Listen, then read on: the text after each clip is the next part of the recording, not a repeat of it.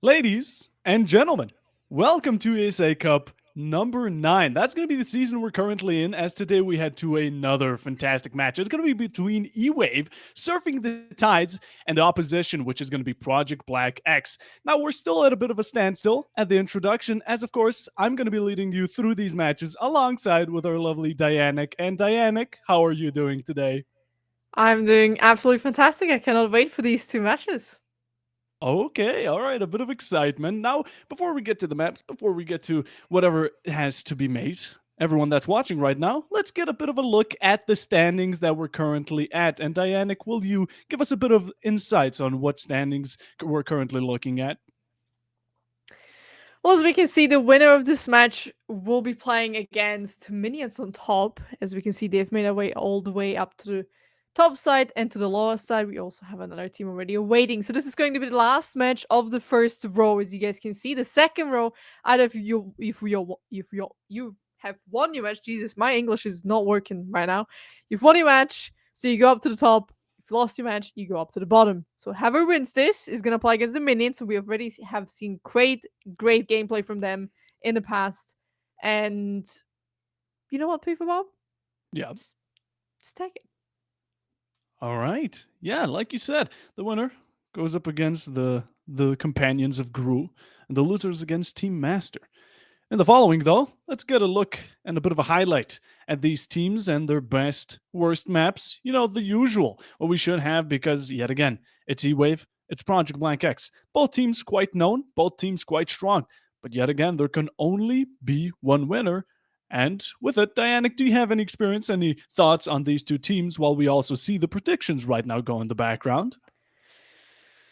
Well, as we can see, it's very one-sided. A lot of the players, a lot of the teams, a lot of the fans have voted for E-Wave. Quite heavily, it's only one person from the production team who has voted for PVX. All the other ones, all of them have voted for E-Wave. Same as the bottom, as you can see, the community of the social votes are 100% on E-Wave. So this is going to be a little bit concerning. They could be having a little bit of a run over, or maybe PVX is being underestimated, which, as you all know, I do like a little bit of an underdog story. And you know what? I'm just going to say straight from the beginning on, I'm leaning a little bit more to the PVX side. But just somebody has to take the underdogs. We all love a good underdog story. Am I right?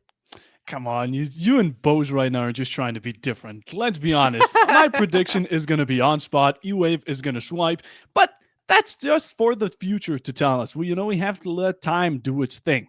And with it, you see the predictions. Oh, it's a bit one-sided. In the end, it could be a cancer curse. It could be whatever the situation. Maybe we have to see these teams really go head-to-head, toe-to-toe. And with it, the head-to-head transition just did a bit of wordplay. I'm proud of myself, and I high fived myself in real life, which I'm not proud of.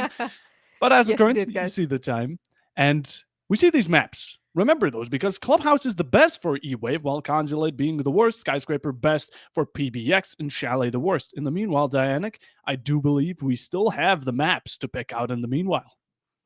It is going to be a best of three. So, which three maps are we going to go to? And you guys can see it. I shall curse E-Wave. Maybe Curse that's you, the reason E-Wave. why I'm just favoring a little PBX here, because E-Wave has picked layer, and as maybe a few of you guys know, I'm not the greatest fan of this map. But I do absolutely love Clubhouse. So we have a team here playing in my favorite cards with the map bans, right? E-Wave picked layer, so they're really a little bit, I don't quite like them. Just simply that. Just All I'm right. just gonna say how it is. I just don't quite like them. On the other hand, we have PBX pick Clubhouse map, so favorite map, and then we have the last map, Consulate. So I think it's going to be a bang of a match no matter what. We have a very new map, we have a very basic map, and then we have a little bit of a mix of both. So it's going to be rather interesting. But I do think this could be going to a free map. As we now can see, we're already going into the match of the first map. And oh Lord, Pufo. I don't know how I'm gonna get through this map. I'm gonna be honest with you. It's going to be a tough watch, and what my surprise here is as of current, looking at the map standings alone, is purely the fact that PBX chose EWAVE's statistically best map, which is an interesting outcome. Whatever the case may be, though, Dianic, you said you love Lair, and that's exactly what we're going to be seeing here. Going on to Right. the operator bans, it's a new addition to the comp map pool. We would say it's not necessarily like it was yesterday, but it is quite recent. And with it, I think these teams want to be careful about their bans. I don't think they want to go into anything specific, like let's say Chalet and Grim, but rather a bit more out there, a bit more just stick to the basics and go with the Dokkaebi and Monty. I mean, as we all know, there's a little bit of a rising shield meta, so taking out a very crucial operator in that said shield meta is just going to make it a little bit easier for the defending side. But there's still Blitz, there's still few shield as we have seen in EOL. It doesn't matter what shield you have a shield, you're just going to be powerful with it. As we've seen, many other things have been brought. Dokkaebi, I think, very reasonable. I've recently played against a Dokkaebi playing the boss G. I did not like it ever since I'm banning Docker when I play ranked, but that's besides the point. Melusi and Mira, the last two operator, pretty standard, pretty nothing too outrageous, nothing where I would say, okay, this is an interesting ban. This is something we have to look at because overall, we've seen these operators being banned multiple times, also in other maps and also in other matches before, even though there are not many records of this map being played in comp yet. But the operators, nothing too special here. Nothing too special. Now the bans could be said the same. The Mura, you said it. The Monty, it's Monty. It's a shield operator. You go up against it, sayonara to your HP, to your KD. Although in the meanwhile, as we go into the prep phase, looking at over these defenders and these lineups, they're locked in. We have a Doc, which is going to be an interesting one, seeing as if they go into a gunfight, take a bit of damage, they go back to their teammate, they get stemmed up, and they're ready for round number 2. The Baji making an appearance, which, oh, praise the Lord, I am loving that gun since it's now in the meta-ish. In the meanwhile, though, seems like blue side, aka the side of EWAVE, are going to be having a switch between that IQ and Maverick, and also, while we are at it, if an operator that is extremely strong is not banned, might as well use it. That so-called defend rear, and on the attack is going to be Blitz alongside the Ying. I feel we're going to see a lot of white screens. We might even, as casters, be flashbanged, which isn't going to be the greatest. Is not going to be the greatest experience. You mentioned it already. We have a Blitz with a Ying. 2 operators just going to make it an easy entry, which are going to create a lot of chaos within this entirety of this round. But there's a Vigil, as you mentioned as well. There's that boss GA Cock again. Oh, yeah. There's a reason why you ban this operator in ranked. You don't want to. You don't want your enemy to be playing this. Ever since the bullet damage drop has been removed from the guns, it's basically a one-shot when you use the boss G. And that is painful, considering it's just a shotgun. It's the equivalent of an op from CSGO, or maybe, whatever the case may be, it's a point-and-click adventure, and that's why everybody loves it, or prefers it over the K1A. And in the meanwhile, though, let's get into the action. Seems like some HP will be dropped. Nothing major as of current. The stim goes back up, and that's why the Doc is beautiful. Going for a quick breach on the side right now. It's a really good cutoff rotation, but it's a bit of an unsafe breach, seeing as the C4s are now flying out, but you successfully get it, which is going to be cutting off some rotation. And in the meanwhile, it seems like these attackers are trying to find the route, maybe just putting on some shadow presence for later times. But right now, they haven't made any type of major progression as of yet. Doc's already stimming a few people, so he's lost a lot of the stims that he had. So that's a little bit of utility gone, but not too much has happened so far. Yes, we may have opened up the breach, but let's be honest, you always need more than the main breach if you want to make a great execute on side. As you swing around the corner, beautifully also taking a kill. That shot was quite beautiful. And I think that's another reason maybe you want to ban the boss G ACOG in the next map, just keeping a little bit on tab on this operator, especially on this gun. And I'll do it for the rest of this game as well. Now, having the Madness advantage is going to position EWAVE in a little bit of a tougher spot, but nonetheless, they still have the 2 remaining operators, which we have pointed out a little bit, Blitz and Ying, and I think they're going to turn around the game quite well. They definitely could, without a doubt. The opening pick was over for PBX to take that Baji, making sure that it's known to be strong as the second connect over to Gold, who could not get much of a contestation. Now, Ali, in the meanwhile, he tries to pick out that blitz, but the shield is going to be protecting him. But Pizza, he doesn't have much of an anti-protection against Dex. He finds one, while in the meanwhile, the Ying picks off, just trades it out for one. It's 28 seconds. You're vaulting out. The Fenrir is stopping you in your tracks while the tracks of the Blitz just keep on rushing forward. A train, an absolute demolition machine makes its way through onto the hallway. In the meanwhile, Aljo does find out Fought. Now you've made it a bit closer to sight, and in the meanwhile, lost your beloved Yank teammate who could have been the option to finish it off. You pick off one, but in the end, you are traded out a 2-for-1 deal to get the first round. And that's how easy it can go at the beginning. We've just lost so much manpower. Yes, the opening pick, theoretically speaking, was fine. It doesn't really matter. 4v5, still very winnable. But even though you are in a 4v5, you're already positioning yourself in a man disadvantage. After that, we saw a lot of the kills being picked up by the side of PBX. So anything surprising to see them win this round? No. Why? Because they are the defense, because they have the time on their side, and we all know it. As soon as a new map comes into the competitive pool, it's going to be defender sided. And especially when you start with a man disadvantage, it's just not giving you a great start. Now, for this coming round, there's a few things they can be changing, a few things they can be fixing, but I think it really comes down to the basics, to play together as a team, to make sure they have the trades and the refrags on point, because those were missing in the last round. As soon as they fix this, as soon as they change this in this round even again, it could lead to another outcome. It could lead to a little bit of another dynamic because it looked really one-sided. I'm hoping to see a little bit of a change. And the change is also happening in the operator line. I was very happy to see a Blitz and a Ying again. But unfortunately, we're going to have to say goodbye to these two operators because they're being swapped up to a Maverick and a Brava. The floor is also being brought, so we have a lot of utility from the side of EVO's Esports, which they can use to get rid of a few objects from the defensive side. My concern really rounds it up around the fact that EWAVE's positioning earlier was a bit off. Right now, it's looking like a good one. They got the opening frag, which is always a nice sign. But the previous round, I saw the Blitz alone, the Ying alone going into Fenrir's, which was another very close death. Two people randomly picked off by the Baji, one entering next to site. It's just completely all surrounded, and yes, while you do get a lot of ground covered, it's really that refrank potential that should be sticking around with you working as a teammate, or at least being close enough to try and attempt a certain cutoff by the roamer that got the kill in the first place.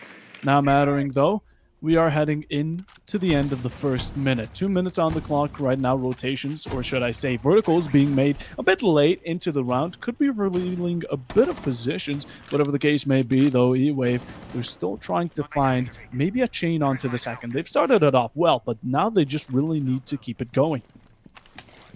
A minute has passed and we have only 5 drones left. Only 1 in pocket and 4 are deployed. So even here we've taken out maybe a kill, but if you look at the drone economy, it's not looking too great because there's so much time on the board and they are most likely going to lose a lot of these drones to the Mutrum, as we can see, which are going to be quite dangerous, and also to the Vigil who's just running about and is going to spot these drones and not shoot them out. So if EWAVE cannot keep up a few of these drones more, it's going to be difficult. Again, Nighthaven Labs, very new. You need these drones, especially for the attack. You rely on these drones like they are your life. So they need to make sure that they keep at least 4 to 3 for the end game to then still have a little bit of time to draw on the side, to not need to face check everything. But we've already lost 2 more, so those we are on the last 3. And there's still a minute left, a lot of time.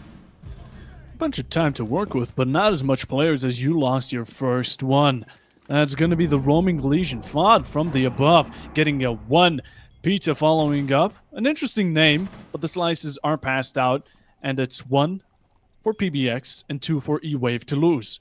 You still have the Baj G on board, which is a deadly weapon, especially in a scenario like this, where you have so much refract potential. It really makes it deadly. The defenders now not only need to make sure that these roamers won't be going in behind them, at the same time, you need to make a quick attempt at executing fastly and at a good pace. IQ taking major damage, ticking down to 31, while Ace is up to 46. Not a good start at all. If you're limiting your time and your players while your HP is looking low, you challenge the boss, you almost get away with it while the plant is going down. That's going to be the opening. In the meanwhile, trying to find the second, the Ace, the Fuser, the Planter is now taken out with 5 seconds remaining. The Bailiff is going to be missing some shots, but it does not matter, as in the final few milliseconds, it's down to the 1v3, and sadly, just no prevail will be being made. And another round that favors the defensive side, and I think we saw the same issue as in round before. The start on round number 2 was way better built up. More team play. We saw each other, they're trying to help each other, create the openings, get the picks, and trying to support each other. But as soon as we came down to these last minutes, everything crumbled apart a little bit. There again, you position your team and yourself in a spot where you have 3 drones left. At the end, there were only 2. So you definitely need one for the flanks, which is going to stay there. The other one potentially somewhere else, which you also need. But you need that information. You don't want to be pushing or executing or taking a space, especially on a map like Lair, where you don't have the information. But so far, what I'm seeing from the side of EWAVE is that constantly, even though we've seen 2 rounds, especially in the first round, the mistakes that I've pointed out that we're doing at the beginning of the round, they've already fixed and already trying to work on them. So I'm hoping that this round they can kind of pick up on the problem of the drones, that they need that information. They're bringing a Bravo again, they're bringing an IQ, making sure to deny the information from the defensive side and to bring even more for themselves. Which here again is an adaptation which makes them right now, even though they are 2 rounds down, a little bit stronger, because PBX, they're playing the defense. But what is going to happen as soon as they switch to attack? I think that's where the problems will start from the side of PBX. Without a doubt, EWAVE yet again took a different approach, although they had a decent start. And again, in the end, it was really that second opening that came about from PBX. The fact that you are so late into the round, and only then a flank comes out, puts you in such a disadvantage, because now you don't have the time to clear the flank. You have to rush things down to get it. And in the meanwhile, you leave yourself open for opportunities and punishments to come about. It's just not a safe position to be in. EWAVE yet again going for those breaches in an unsafe spot, but it does not matter for them, as they are built different, and Fazan certainly showing it, getting the opening yet again, and hopefully you'll be able to keep it and maybe convert it to a bit more. The smoke is going to be a decent pick, as is of course the executive operator, the one to take out the planter, but in the meanwhile, it gets traded back not too late after. Start of the round, we got a really good pick from the side of EWAVE. We took out the smoke, which is, as we all know, post-plant, planting, and also denying a lot of time. This operator to take him out quite early with still 3 toxic vape canisters in his pocket. It's quite viable, but yes, we've lost Bravo, we've lost a few drones from her utility, but other than that, that trade-off was really well done. But the only issue that I'm seeing here, yet again, half of the round has only passed, and we're down to our last 3 drones. Very little information we can get with these 3 drones, because we need drones for the flanks and everything. Speedsa picks up another kill, which now positions EWAVE in an even tougher spot. A man disadvantage, plus on the hand on having the drones, plus losing another member to the boss G. And now we're entering the last minutes, and we are in a 2v4 with little to no information to gather from these drones.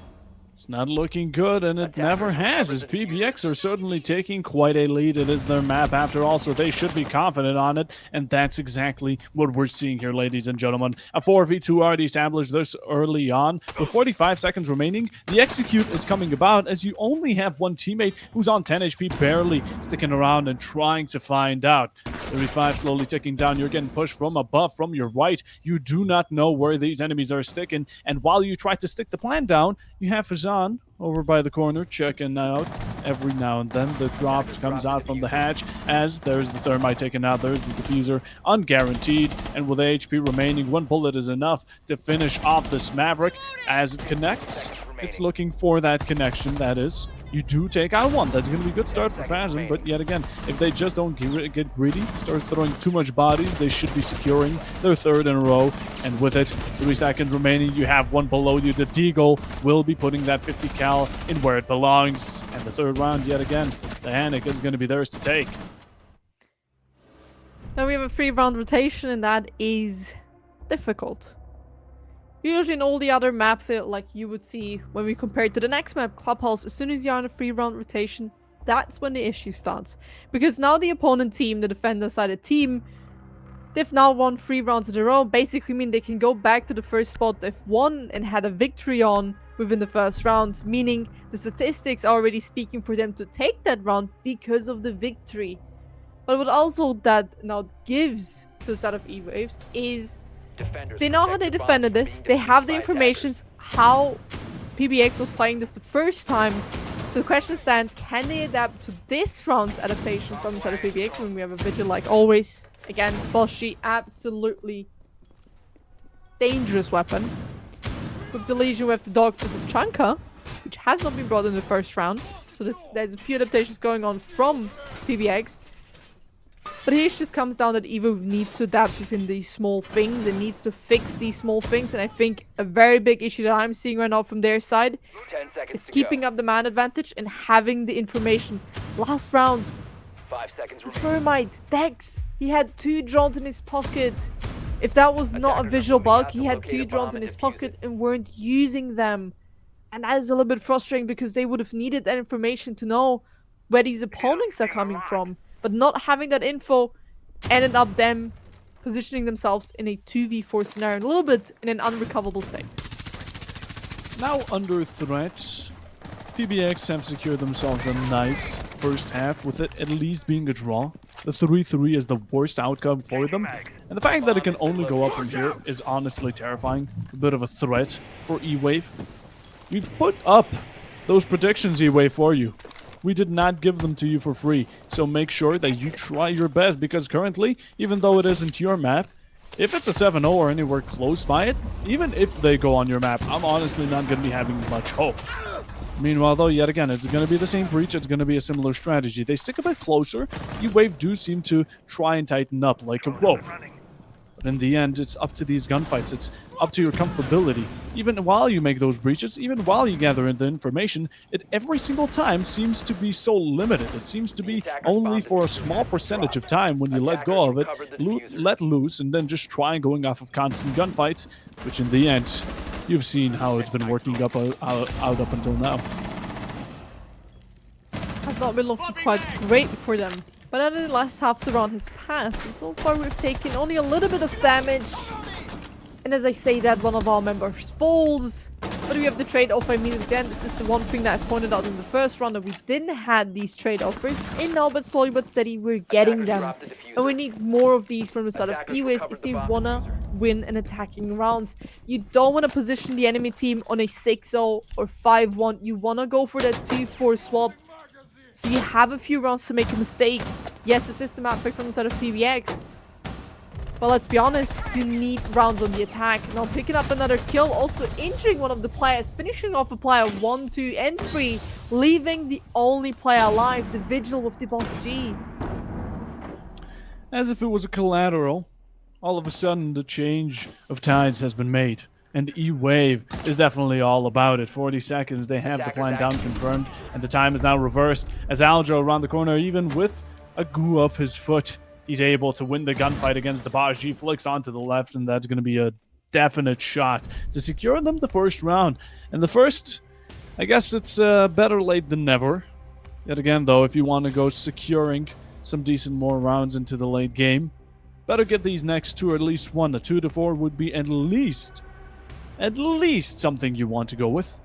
As of current, though, PBX, they have definitely let themselves go. It was in a moment that they lost 3 to 4 players, and is not a good outcome. It's mostly been them delivering that over to EWAVE, but as of current, if that keeps on happening, well, it's going to be a similar result going into the second half. Now, up until now, starting game, PBX, chef's kiss.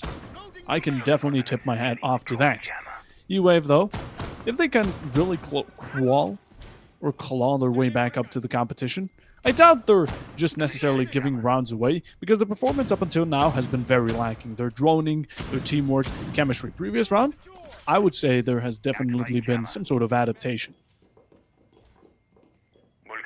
10 seconds Let's left. move now to the second round.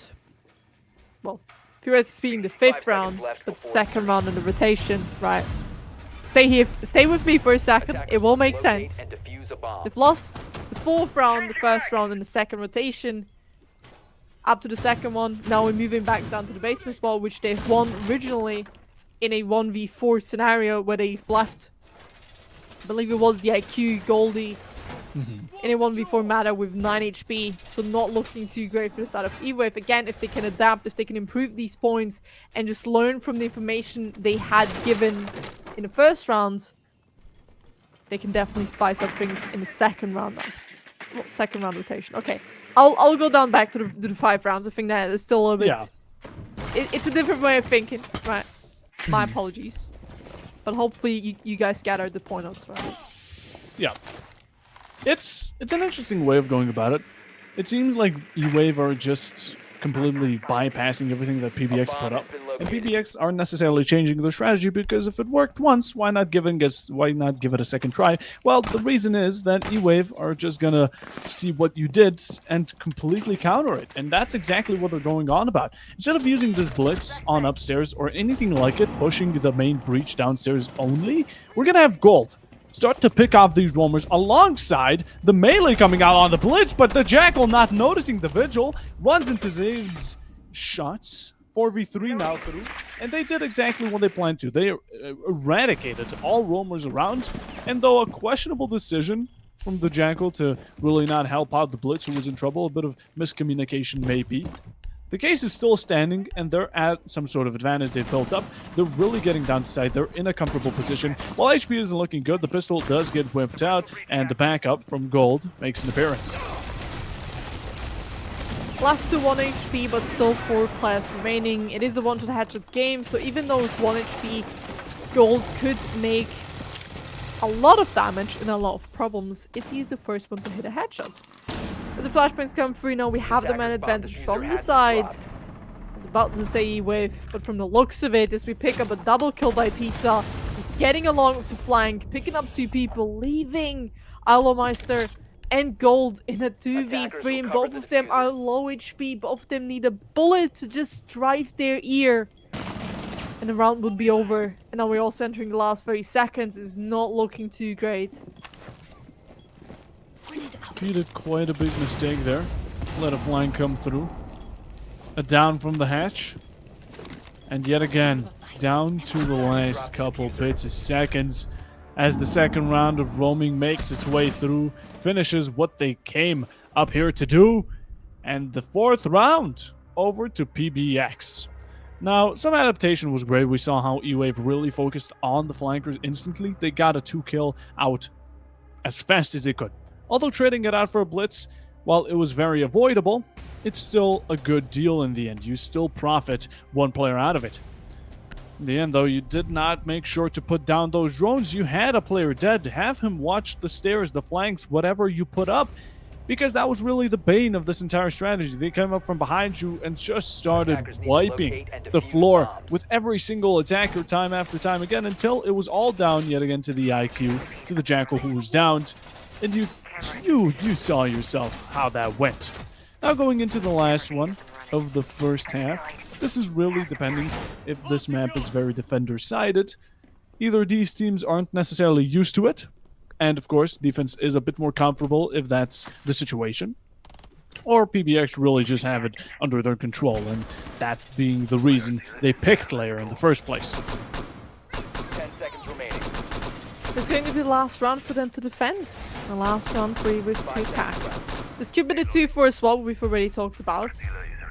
But it could also be the 1-5. And I think at 1-5 you do still a little bit to worry, but as soon as when you move to the defensive side, things do get a little bit easier. In the last round we also saw EWAVE trying to adapt, trying to fix these mistakes they've done in the first round, but it was exactly that flank we pointed out was a little bit too late, was this time perfectly well executed on the time as it should have been, and it's just beautifully worked out. Got himself 3 kills at the end of the round, and just completely 180 flipped and favored to the defensive side. Now we still have the Blitz in the team. I think they realized that picking the shield operator does give you a lot of control quite quickly, as the Blitz just runs through and taking so much space and already finds themselves on the top floor attacking against the roamers. That's the confrontation you can expect. Going for a push like this, where verticality needs to be established. Although needs to be put in point. And the 5v3 is needing to find a 5v2 as EWAVE yet again get a huge advantage for themselves. They clear it out a bunch. The pings coming out on the Vigil, who is fighting with the 5G, but against the Blitz, you're going to be no match. Zai comes out from behind, a C4 from below to try and find the Blitz, who so-called downed the teammate, the Vigil, who was the only partner in crime for her right as of current. The TCSG does try to floor bang. While it is a strong gun and it is very capable of it, it's not a good idea to run into the lines of sight of the IQ standing right to your left. And with it, the 4-2 is going to be our first half. And with it, we go on to the switch of roles, Dianic. Beautiful that we have it exactly what we needed from the start of EWAVEs to set them up for a great defensive start. Yes, you can speak about a 3-3 would have been better and everything, but let's look at it realistic. When you're 3-0 down, the next thing you want to aim for is that 2-4. Is exactly that, because that's the most realistic thing. You're most likely to gonna give up one more round and then to pick up 2. And multiple other maps, especially like the next one, Clubhouse, the default swap is 4-2. Attackers need to locate and defuse as many The bombs defensive as side they will can. always be a little bit stronger, but to then here deny for PBX to pick up a lot more rounds is well done by EWAVE. Now, they have now the great possibility and opportunity to be in the defensive side, but even though we have a Vigil, we don't have a Boss G. We don't. Sad It's going to be days. a little... That is a little bit disappointing. But on the other hand, we have the Super Shorty from Yay! Legion and Castle. So maybe we'll see something out of these 2 guns. On the other hand, on the attack, there we have it. Shield meta has completely arrived, is there, 5 seconds and it's left just before working out. insertion. Blitz yet again on the board. So we could be seeing even more spicy Attackers Blitz must action, but locate here and as well, defuse a bomb. the map is so big. If you have a Blitz that can just rush through, push through, and take control and drone at the same time while he's having a shield in front of his face, it just saves you so much time. If Monty isn't on board, the second best pick is, of course, going to be that Blitz. Going in aggressive and going in fast is going to be the plan exactly. Very close to one defender already, as you're making great advancements through. Rushing out cams, getting closer to side, establishing some sort of verticality, PBX. That's the plan, and that's exactly what they're going to get down to. Like a bucket list, and they really need to start checking off some things. Enter the building, clear flank. You get the opening pick, and that's the third tick. It's going to be the first kill, though, onto the Legion. A good one, since he does have that recharge ability, which won't be recharging for much longer. 1 minute in, and you've already gotten great presence in, really showing off that you're quite a danger not to be messed with, especially when on the aggressive side, the attack. When you bring the fight to the defenders, you infiltrate their site, and you make sure that they are the ones to have to back it up. Now, slowly starting to get closer. Yet again, the Blitz taking heavy damage, but same could be said for the Solus having to back off, and the Vigil now 6 foot under. It's 3v5, EWAVE. You got yourselves a pretty decent previous round, but this time it's completely different. Ooh, quad kill for Pizza. Leaving only 1 man standing from EWAVE. Phazon. Last man standing as Pizza just went absolute nuclear and got himself 4 kills. And now comes the vertical in. And now we have the flawless. And the first defensive round is lost. But it's not looking too good for EWAVE. Yes, they've just switched over it. Playing on the defensive side. I've highlighted it could be more favoritized. And it should be working better on the defense. Now, PBX picking up this round definitely shows us this is their map pick. There's a reason why they've picked this map. And it also gives them a little bit of an advantage, because I don't think EWAVE was actually prepared to see this map in the comp pool today from the looks of it. That means only 2 more rounds that EWAVE is allowed to give away. for them to lose Attackers this need to map. locate and defuse as many Or if you bombs want to as look they at the can. other way, 4 rounds they need to get to just be on the match point. 5 in total if they want to win this map. Attackers have located a bomb. And that is a little bit impossible. A little bit... not impossible. Difficult. Because let's be honest, a 2-5 always looks a little bit unrecoverable. There's a few things that EWAVE need to improve. And it needs to happen now. Because if it doesn't start now, it's not gonna start on this 10 map. seconds to insertion.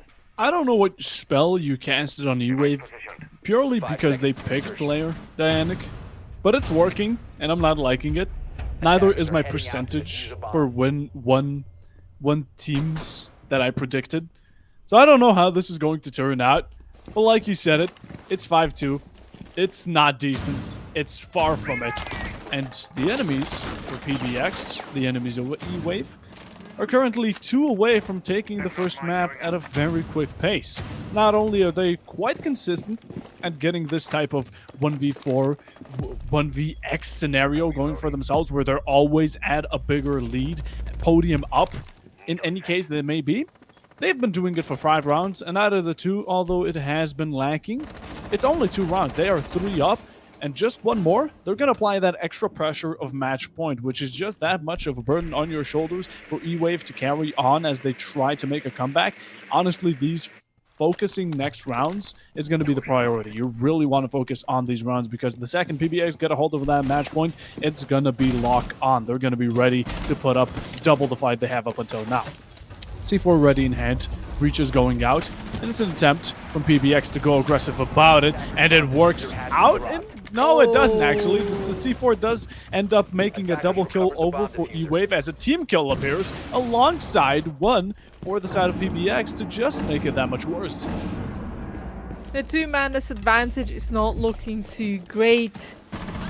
It's the map from EWAVE, but from the looks of it, this could be the round for PBX. But as I say that, a double kill does happen from the side of EWAVE, but there we have it. And this is what I like about PBX. Even though they've lost 2 men, they've gotten the true trades. And on top of that, we're now planting the bomb, leaving only 1 more player remain. Attackers are activating the Gold diffuser.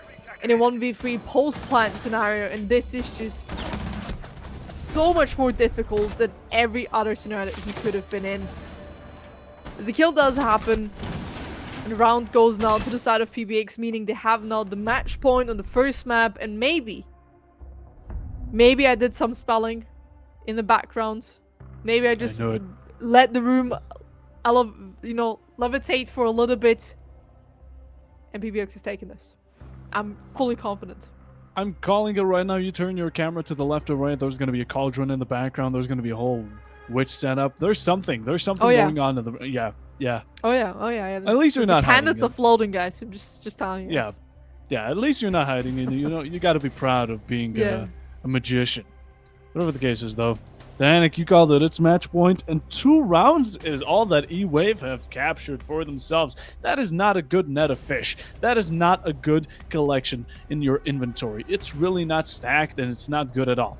The consistency, I've said it earlier, but PBX, they have been throughout time and time collecting it back again. Even leaving gold right now in a position to find that golden opportunity, it's just too much to handle. A 3v1, we've seen it time and time again. We've seen a repeat.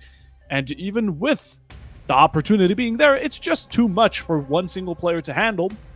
And yet again, you don't want to have it all focus on just a single operator. In the end, though, Project Blank X, they've spread it out a bit more. At the start right now, EWAVE even had a team kill happen, which brought them to a 3v5. And then all of a sudden it was back to a 3v3, and then a 3v1. Meaning, in the end, PBX, even when they lost 2 extra players, they were good. They set themselves back up. They stood on both of their feet, or, well, 10 of their feet because there's 5 players. And they got themselves over to match point, just pulling it through. And now, it's really up to EWAVE to do the impossible, to pull out a bit of a mystical play, a mystical pull.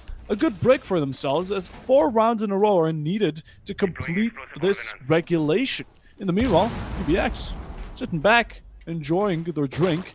They only need to get 1/4 of that, And I think that's going to be, seeing as how it's been going through, I don't think that's going to be much of trouble for them. Attackers have located a bomb.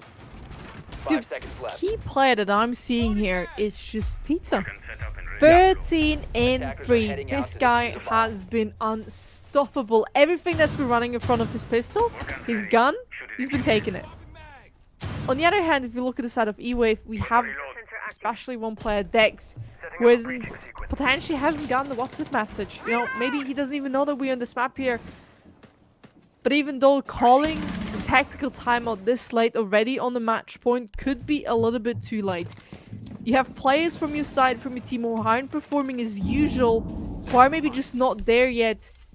You could have used the tactical timeout a little bit early in the round to prevent a match point scenario. But it could be a little bit too late now. But on the other hand, maybe they've just started to elevate their room and did some spelling, some casting. Oh, And maybe we're gonna see a little bit of a comeback, because 4 rounds, yes, it looks a little bit impossible, but we've seen it. We've seen comebacks, 0-6 comebacks, 1-6 comebacks, 2-6 comebacks. We've seen all of these things, but it just comes down to these little things to work in the favor of esports. They work together as a team. As Fazen's taken already a little bit of damage and is left with 13 slither of HP. These things do happen, and 1v6 situations or round counts do manage to crawl their way up, but in the end, it's a rare occurrence. It doesn't happen a lot. And unless EWAVE are those special players, are the ones to pull it through today, first map is already certain. It's already decided. Albeit, though, they're definitely not going to be backing off a challenge, because it's just that much more props to them if they manage to slip it through. Right now, the roam is looking great. They've wasted a bunch of time, looking still at 2 minutes, or a minute. And Zin is going to be the opening one. It's going to be onto the demos, the tracking operator, while the Ash is going to be joining 2 feet into the coffin. Now 38 on the floors. He's trying to challenge the opposition, the ones above. And while being joined by the Brava, they do get themselves the opening pick. Meanwhile, this ace and pushing side directly is going to be the core to the strategy. They start getting the plan down, completely ignoring these roamers, which is going to be a great strategy, just not to waste your time, and at the same time, completely waste around it. Not much of a clue what EWAVE was thinking when letting them go into sight. Solus is now down, 13 HP on the Goyo, 63 on the Fenrir. All HPs are looking unstandarded, very low at the same time, and they just keep on dropping. You try to pick him up, but in the meanwhile, there's going to be a trade 1-for-1. One is down to 1v2 situation if we count him like it. Plan down. Reserve 7 seconds for the defuse, as it's counting down. Each second matters, and you're not going to get much progress by slipping left and right, going slow about it. And with it, it's basically confirmed that this round is going over to PBX. They get the final kill, and they secure map number 1. There we have it. A 7-2, a little bit of a run over. And as I say, Bob, we like a good underdog story. Definitely something I think a lot of the people weren't expecting. But 14 in 3. This man is going to have a little bit of back pain if he does not take the medicine soon. On the other hand, that is their first map pick that they were able to get. And what can we say? I mentioned Nighthaven Labs is a little bit more defender-sided. The way it's been structured, so many rooms the attackers have to clear if they want to go for a top-down roam clear, or just so many things they have to take in order to come close to the spot.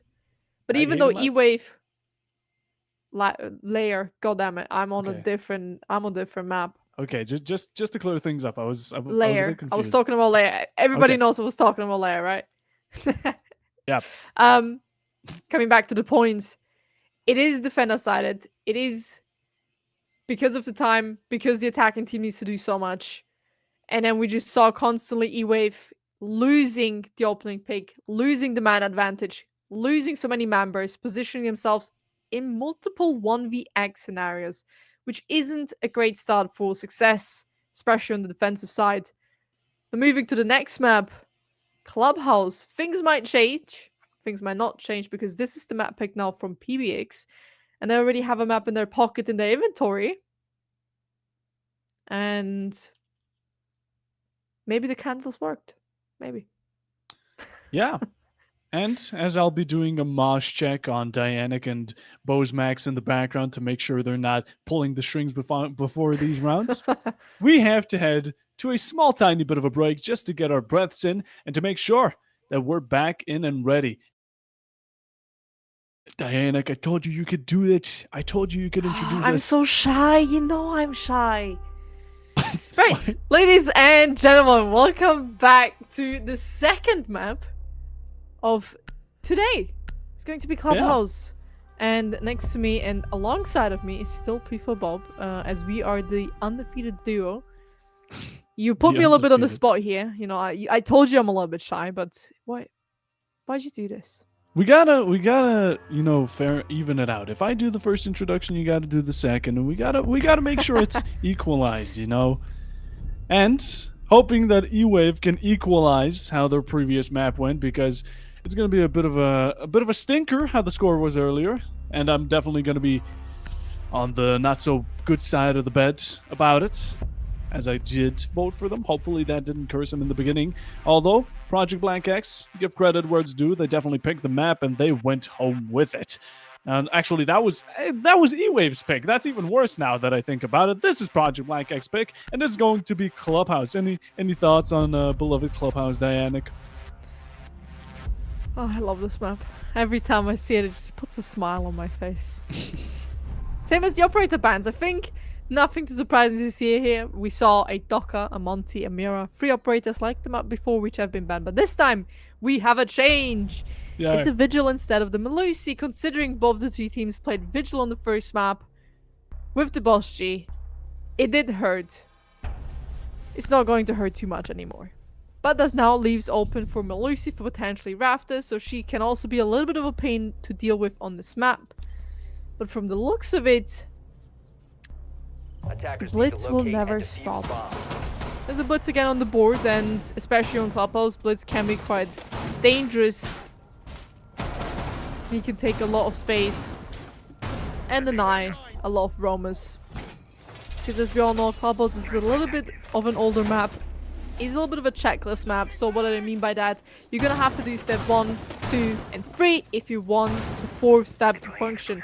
If you skip one of the first 3 steps, I'm hoping that the defenders can pick up on that and then punish you for that. Multiple rounds, it's very basic to set it up. On this map, the basics of the team, the basics of the maps are needed, because if you cannot play both, you're gonna end up with the shortest straw and you're gonna have to lose the map. The first map... oh, no, continue. No, I was about to say in the first map, there were room for mistakes, room to get away with cheeky plays, especially flanks, as we saw. True. On this map, it's not quite given. Yeah, it is not. It is a map that everyone knows, everyone is accommodated with, just like the combination of bullets between EWAVE and PBX. They're going to be starting it off heavy, and they're going to be starting it off strong. Not only delivering quite a bunch to the Blitz, but in the meanwhile, we have players inside. When did this come out of? Ash is now in. We have the buckets infiltrated as all defenders are locked outside of it. The defuse is going out. I don't know what's happening. No one does, but what we know is that now PBX have went from 0 to 100. In the meanwhile, Fazen does find himself the second in the round, brings it down to a 3v3, but he's going to be no challenge for the 2 opposing. In the side of Church, you try to go through the rotation, but your information is revealed. Another one from Pizza, the pistol. The secondary is going to be securing its hits. You don't know about the one coming around main, and what is happening? Oh lord. Good start, good round. I think for the most of us, a little bit of a confusing round, but if we look at it a little bit closer, and we squint our eyes, PBX done something very, very nice there. They took the attention to the side of blue. They understood there's going to be a player. We saw somebody roam up, kill a player in lounge, and then move back down. So revealing a position one of the players. In the meanwhile, while this player wasn't on site, they picked up on the fact that nobody was really playing on the main stairs nor watching the main stairs. So what they did, they just roamed it and they walked down the main stairs, secured themselves a moto Then Church got the kills one by one and just completely flooded side with the Blitz. Because what do you do with a Blitz? You push. Who was leading this absolute dangerous of a play and risky overtake? Blitz. Who was alongside him? The Ash. The two operators which are meant to go in, which are meant to frag. Beautifully done there by PBX to find this gap, to find the hole, and take advantage of it. Because now when we see the head heights on the church wall, there was originally a rotation. And that was the key indicator and key mistake from the start of EWAVE. Honestly, the definition of really trapping your enemies, playing around them, and playing them like a fiddle. Going through it, they just completely ignored everything. They went into side, and EWAVE fell for it dearly. Even if they got themselves the opening, just like as of current, in the end it did not work out just purely because of their carelessness. They got the ram for the second time in a row, and it seemed like Peter won't be having a good second round. Meanwhile, though, same could not be said for EWAVE. They got the opening. Seems like more attention is brought to this main side, just like it is for PBX. They're still sticking around it. They're still waiting for this kitchen opportunity. And EWAVE, we see the adaptation. We have 3 players, but now Blue is a bit more dangerous to contest. The Finka going in up and close. Could be finding an opening, and that's exactly what she's going to be doing. Trade it out in the meanwhile. Double kill for Fazon is going to be finding its way around, and it's back down to a man advantage for EWAVE. We saw them heavily focus now on the main stairs, which just indicates that they realized their own mistake in the first round. They position themselves in a good spot. They have the man advantage. They have 3 toxic babe canisters and still 2 C4s in the pocket, so a plant will definitely not happen. If this round still somehow is going to be taken by PBX, it's gonna have to be by kills and just shooting down the heads from these enemies. As we're now half the round through, and we haven't established too much control, as we're now slowly but steady getting every control we need, but there's still a few roamers on the go. And then we're finally starting to open up slowly but steady these hatches, taking control, moving these players around the bomb site, making sure they cannot be close, but this Mozzie is dangerously close to this also as he swings around the corner, just not ready and not hitting a single bullet in the foot, but he just swings around, gets the kill, but the triple is there, and also the refrag from Dex. So it's all up to one player standing, and Gold's just gonna deny him as well. Beautiful adaptation there by EWAVE. We just Without saw a it. doubt. That was... oh my. That was interesting. 3v3 was given to us. Osa comes up close and personal with the shield. And with it as well, we saw the fact that the Mozzie came around, took an aggressive approach. The hatch was open, so he was either left to go back to site or push main stairs. Go a bit more aggressive, a bit more unexpected. It was definitely unexpected. The Osa did not anticipate the Mozzie around the corner, which ended up with an opportunity for PBX to maybe swing around Mozzie. The information that was there, you could go for a pre-fire, or you could both line up into his gun, down him while losing one of your players, leaving the rest of his team to just clean you up and put you below the rug. 1 round for 1, going toe-to-toe as of current, very early into the game, so not much of a prediction can be made purely off of these statistics. Whatever the case may be, though, we're going into gym and bedroom. As, of course, church was 1, gym is going to be the second best option. 10 seconds to insertion. It still 5 puts seconds remaining. PBX in a good position. The matter of fact, they denied the first defensive round and secured themselves already one of the 2 points if they want to have a default swap. It's already so powerful because we're only in round 3. The default swap on Clubhouse, I've mentioned it on layer, is 2-4. So they have one of 2 points, could potentially secure themselves even more.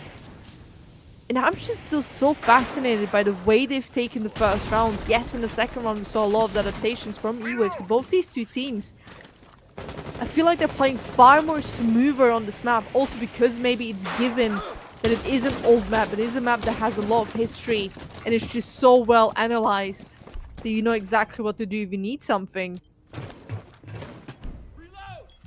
This coming next few rounds are going to be really interesting because I could see PBX run away with a few more kills and like a few more rounds with them.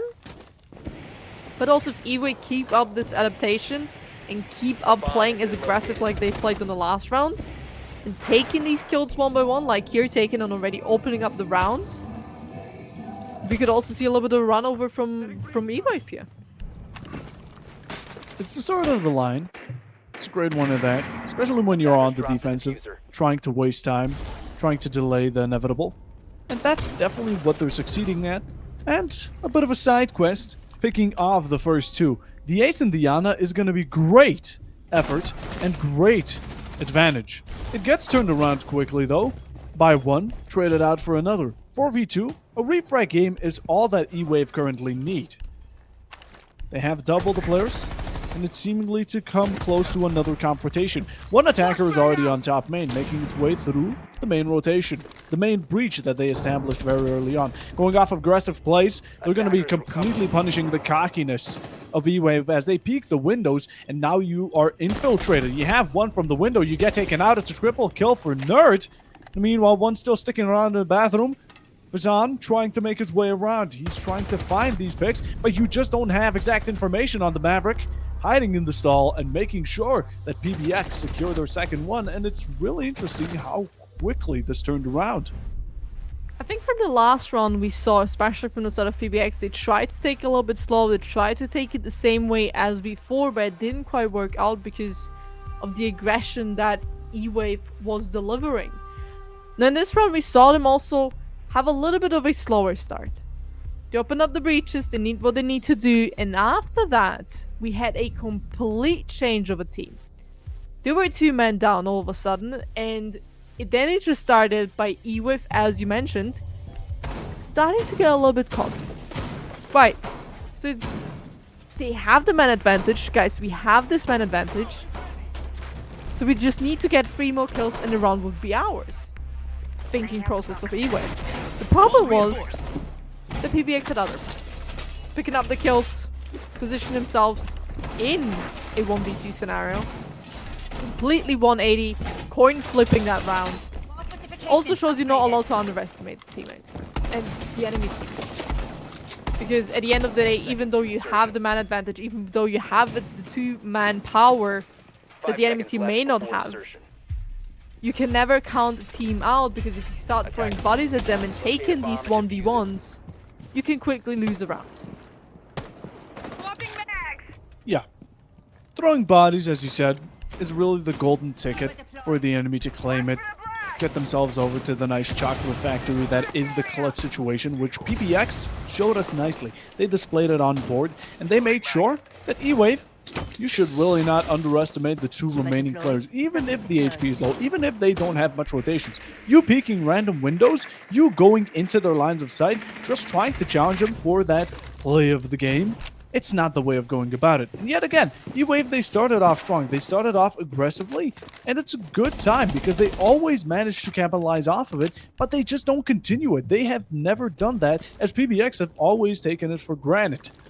PBX, speaking in a lot of that name, they try to make their advancements through in the meanwhile, seemingly finding Cash and CC, construction side overall, a bit of a slow-paced push, but you need to focus those breaches all around the place. You just can't go for one breach and be successful off of it.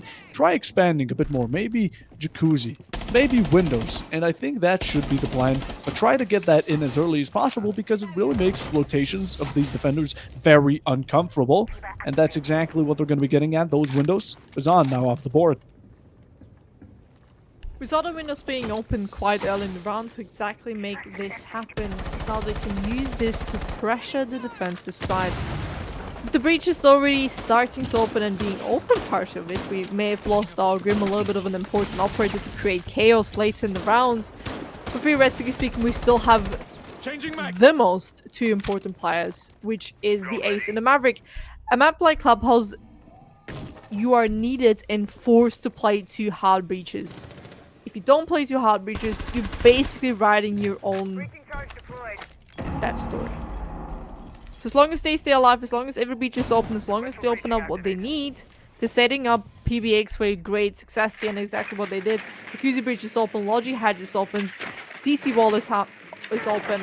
Everything that needs to be open is open right now, so the execute can start whenever they want. Bomb located. And that's going to be getting off about it now. PBX are going to be getting a double, while in the meanwhile, one trade comes out, converted onto the second. It's going to be chaining onto the third as it's left down to one attacker roaming the top main. And just like the rest, it's going to get shut down. And PBX, you had a great attack. You managed to gain some ground in the end, though. EWAVE suddenly reclaim it, put it in the pocket, and get the 2-2, the equalization through. It's been very close, these round counts, going from 1-1, 2-2. It's been basically just equalization, them passing it between each other as if it was a game of ball. And now, we have 2 rounds remaining. This one could be a bit of a decider. If one team gets 3-2 and then 4-2, it's going to be some sort of advantage going into the second half. It's going to be a lot more comfortable, and statistically, defense would be preferable to do that. EWAVE, if you can get at least 3-3 or 4-2, of course, there's still a positive reinforcement with those early rounds. Meanwhile, though, speaking of them, we're back to church. We're back how chaos started and how it ended by both teams. And with it, the latest operator is going to be making his showcase, and I love a bit of Scopos every now and then. Could be. And I saw a really great Scopos play. Where we had the Scopos, one of them positioned in church, the other one in logic. Oh god. That was quite interesting because they positioned themselves in a spot where the drone cannot be shot. You know, on the office table, and you position the exactly, and back faces the wall. Literally not able to be destroyed. So that player then late in the game just went up to the lodgy and just absolutely flanked the team without the team actually knowing. So that was a really great Scopus place, especially if in Clubhouse could be a dangerous map for this operator if used well, if they make use of these plays. Or just roam around with Scopus. Yes, if you die, you die, but think about it. You have a shield, you've always given a shield, and then we have the Scopus also now in bathroom, another position where you cannot shoot out this gadget. So you can always just go off and then flank. That will be dangerous later in the round, because this is basically a roamer that will just activate within later in the game an opponent that you don't expect within later in the game. As we can see, a minute has now roughly passed. We've taken quite a lot of control from the side of PBX. We've taken the top floor, we've taken the middle floor, and we're now also setting up drones for the basement. And gathering information on which operators exist, and also opening up hatches and vertical gameplay. And only within the first minute, that is very, very fast considering it is Clubhouse.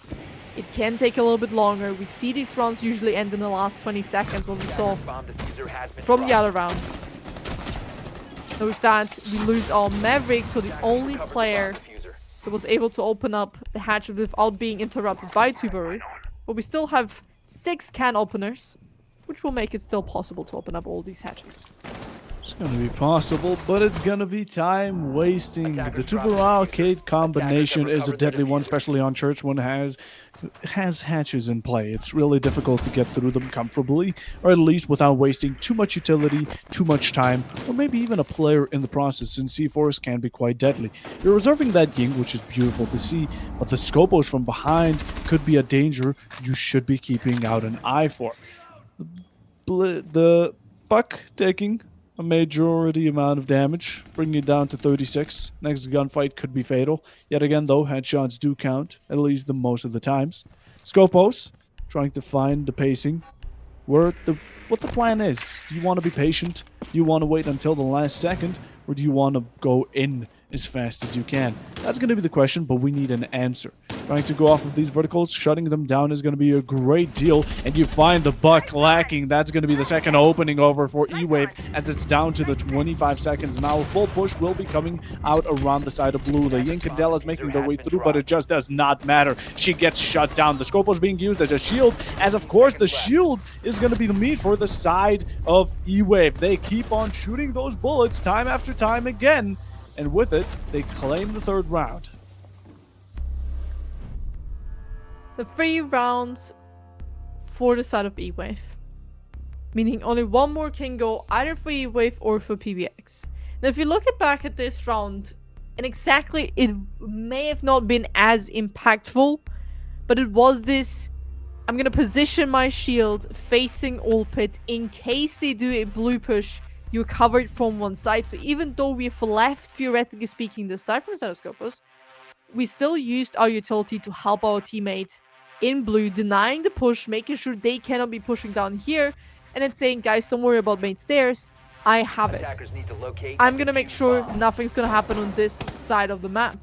So just focus on the other one. So great team play Attackers have there from located a EWAVE, bomb. especially something that we have been missing on the map of Layer a little bit, especially for my taste. There was a little bit of lag from there, and now we're seeing it on Clubhouse, and this is what I mean. If you skip the steps, you're gonna be punished by it.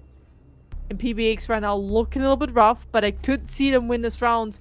But this is also a little bit of a cheeky play from EWAVE, I would like to say, because let's be honest, guys. We don't 10 see this seconds bomb remaining. site every single time. This is not a bomb site like we're used to with the basement spot that 5 every seconds single team remaining. scrims and can play against, or trains even. So this could Attackers' be a little bit of an objective is to off defuse pick bomb. to then give EWAVE the upper hand, because they're potentially playing and hoping, or just potentially playing on the fact that PBX have not played against this bomb site, or have not scrimmed or trained as much as for a CCTV, bedroom, or basement spot. I don't know if this is maybe a hidden trump card for EWAVE for the last half round, or if this is nearly a roll of the dice, if this is just a gamble overall. Whatever it may be, they're testing, and they're wanting to find out how this test concludes. The test subject being PBX, and as of current, they're slowly making an approach to the upstairs side, as of course verticality is still important, even when on bar. Breach is outside coming out, but it's going to be the C4 pre-place from below. That's going to be the real danger, taking out the Nomad, making flanks that much more impeccable. Earlier you had the Solus, which was quite a danger, and the Nomad should be the counter for those types of plays. In the end, though, she's gone. She's off the board. And with it, seems like PBX now need to drone out. Earlier they skipped some steps. This time they tried going about it, but it's been slowing them down quite dearly. You don't know about the player in strip. You have a teammate behind the enemy right now, and they're both sandwiching in this poor castle who's trying to make a play out of it. Crouching around, the Maestro will be taken out. In the meanwhile, though, some damages just traded out between the two, and wasting a great effort of time. While also at the same time, you lose the Brava, and now some sort of advantage is picked up back again and traded out. There's another player moving in to get this kill. As we can see, PBX are focusing heavily on one side and one side only, and it is going to be the strip side. Now, to take it from that side, it can be a little bit tricky, because theoretically speaking, you would need the top floor side to then move it downwards, start vertical gameplay, which I think they had in mind. This was a little bit denied, leaving only 3 players remain. Maestro is down, same as the castle. We don't have any post-planned denial, nothing. With no denial, with nothing that could help us post-planned. Maybe a little bit of Master Cams, but we still have an Ash who could get rid of them, and a Florist drone as well, who can make it a little bit difficult. There we have it. Another Master Cam gone, taking away a lot of utility from the defensive side. So we can see they're now trying to focus down on the main stairs, main breach. The last 20 seconds are hitting. Heading down, the clock is ticking, 15 seconds to go. and so is this Mozzie backing up into kitchen.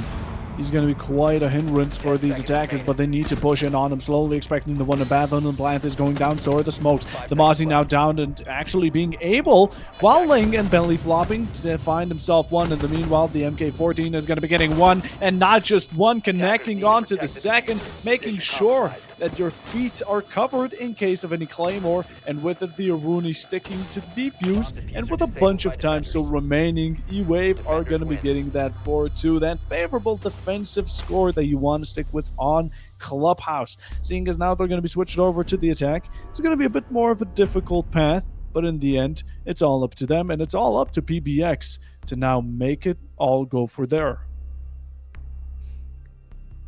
But they're moving to the defensive side, so especially from the looks on Lair, I think they're gonna have a good start.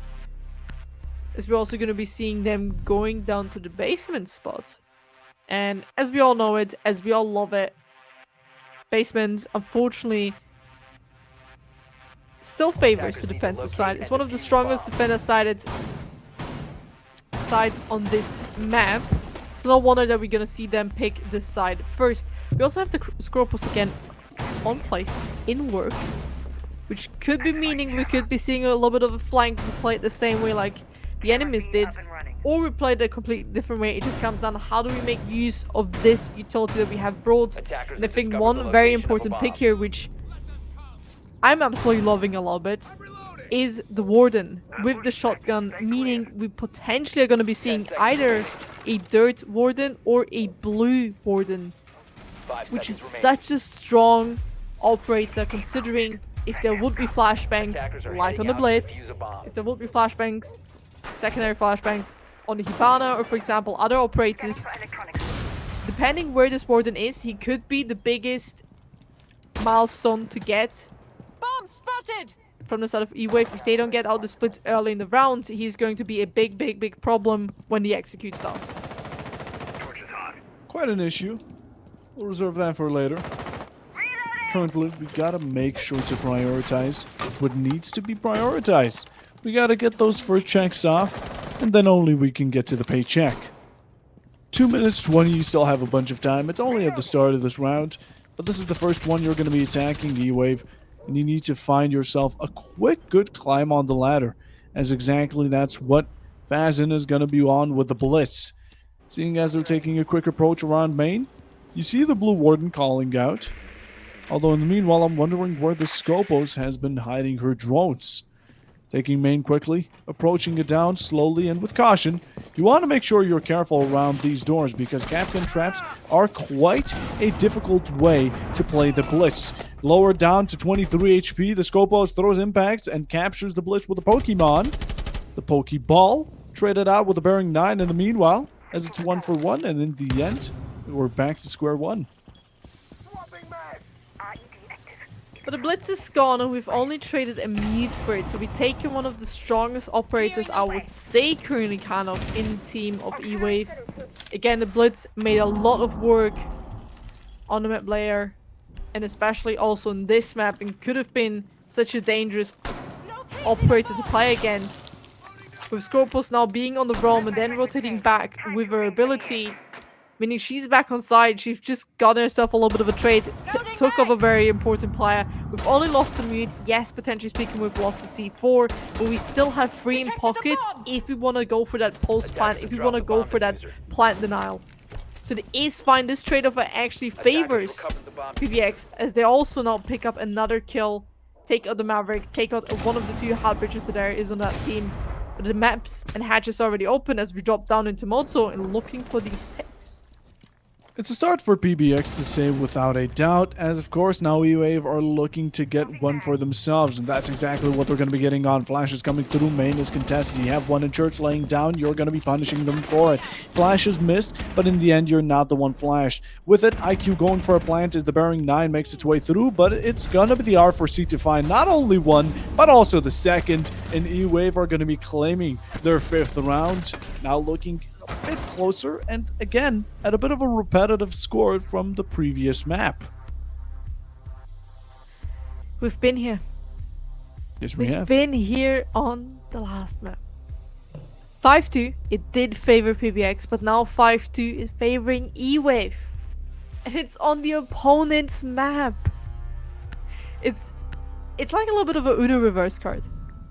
Basically. I would love to see E-Wave take the 7-2 and move this to a 3rd map just to have a little bit of a back and forth with the Uno reverse cards. Attackers need to locate But on the and other defuse hand, bombs. PBX, they're looking a little bit weaker and they're leaving out a lot of open space. Here's the thing, even when you are an attacker, you have a checklist map. When you are a defender, you have things you need to hold down. Same mistake that E-Wave did in the first round, same mistake did now PBX do. Not watching the main stairs, not watching the long corridor, and not watching Moto. Giving the opportunity for the player to just walk down the long hallway, swing around church, get the kills, open up church for it, and then for the rest of the teammates from the attacking side to just move in and pick the space and then get the kills one by one. So it's the same mistake we've seen now twice happening. And here again, as a defender, you also have your things that you need to do if you want to win this round, or if you want to win specific rounds. To make it so much more powerful now for EWAVE, because one more round and they are in the match point, 2 more rounds, and they've won the map. Yeah, unless PBX as of current get into the groove of things, they're not going to be looking confident going forward. Meanwhile, though, Brava being utilized very nicely, getting out of Malusi, although traded out instantly. It's a gadget for gadget, not much of a minus if you'd ask me. Could get more in the process, whatever it may be, though it's still better than nothing. Trying to clear out this roam is going to be a very huge focus. You see the drone go out, and now that's enough information. Plenty to tell you. And we have a Scopos on our hands to deal with. Roaming around, going all the way back to strip. It's the best way to distance yourself from the enemies, and at the same time waste a great amount of time going for a very unexpected aggressive play close to these barricades. And it seems like a drone does spot out the position of the Scopos. Shot out from the barricade, and at the exact same time, Ivan will be finding one for himself. That's going to be fought, and for it, it's going to be Zyvan. It's 1 kill traded on to the other. An interesting trade out. 140 on the clock. We do have a Tubarao, and he's going to be trying to pick off the Maverick for the second time around. Same trade like before, same position we played before. Now we're waiting for the sketch. Oh, nearly even taking out another player. From down below as we're now trying to open up the entirety of the map. Not sure that steady is going to work. Just taking me a little bit of time here. As soon as this hatch is open, Maverick's gonna feel such a great success. And on top of that, Gold got himself another kill, positioned himself in a man advantage. Taking out Tubaru, taking out the C4, meaning only Kaid has a plant denial gadget on his hands. Other than that, we have a lot of utility still in the pockets from EWAVE. So you can see we have 9 flashbangs, 3 each set, and 2 smokes. So if someone's gonna have a white screen, it's going to be the defenders, and I don't think it's going to be so lovely. It is not going to be lovely a single bit for EWAVE, or actually in this case PBX. Forgot about the switch, but we're back on it. Gold is going to be starting it off and not being wary of the head holes you made. Dex is going to be punishing you off of it. The Malusi does find a trade, but it's a 2-for-1 deal and it's not in your favor to go. Now you're completely crossed out of the objective and you're running across these lines of sight as the bullets won't connect. The Maverick is just taking tick damage of the goo, and in the end the Bearing 9 comes around for another round just to make sure that those bullets are going to be hitting nicely. EWAVE now on match point 6-2. It's looking yet again more familiar than it ever has, as it's a bit ironic that PBX take EWAVE's map, and now it seems like EWAVE is going to be taking over PBX's. 6-2. Bob, Yep. do we think is this going to be a comeback? Nope. Absolutely not. So you just said I didn't want to say my candles did start floating, so maybe that's one of the reasons. Not again. This is Sorry, weird. I'm just gonna have to. Can we ban? Have to, Can we do like a cast ban? Like, can we like ban certain spells from your inventory, like we do map bans in a sort of way? Can we get rid of some of your spells? Well, if you have the according counter spell for it, then that will definitely work. But I'm not gonna sit here and just let my spells go to waste. You know what I mean? How dare you? If I open my door right now and my mom is floating, there's gonna be trouble. Okay, I will Maybe. learn. I will learn would magic. actually tell you, maybe don't open up your door. You might be in an abyss.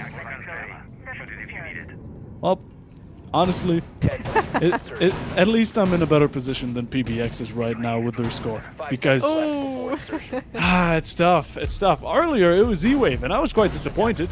Now I'm disappointed in PBX because they really showed great progress. They showed great progression, how they went through about it, how they played around EWAVE, and how they really set up these niche traps. And EWAVE stepped in them time after time again, as if they were Capcans in the beginning.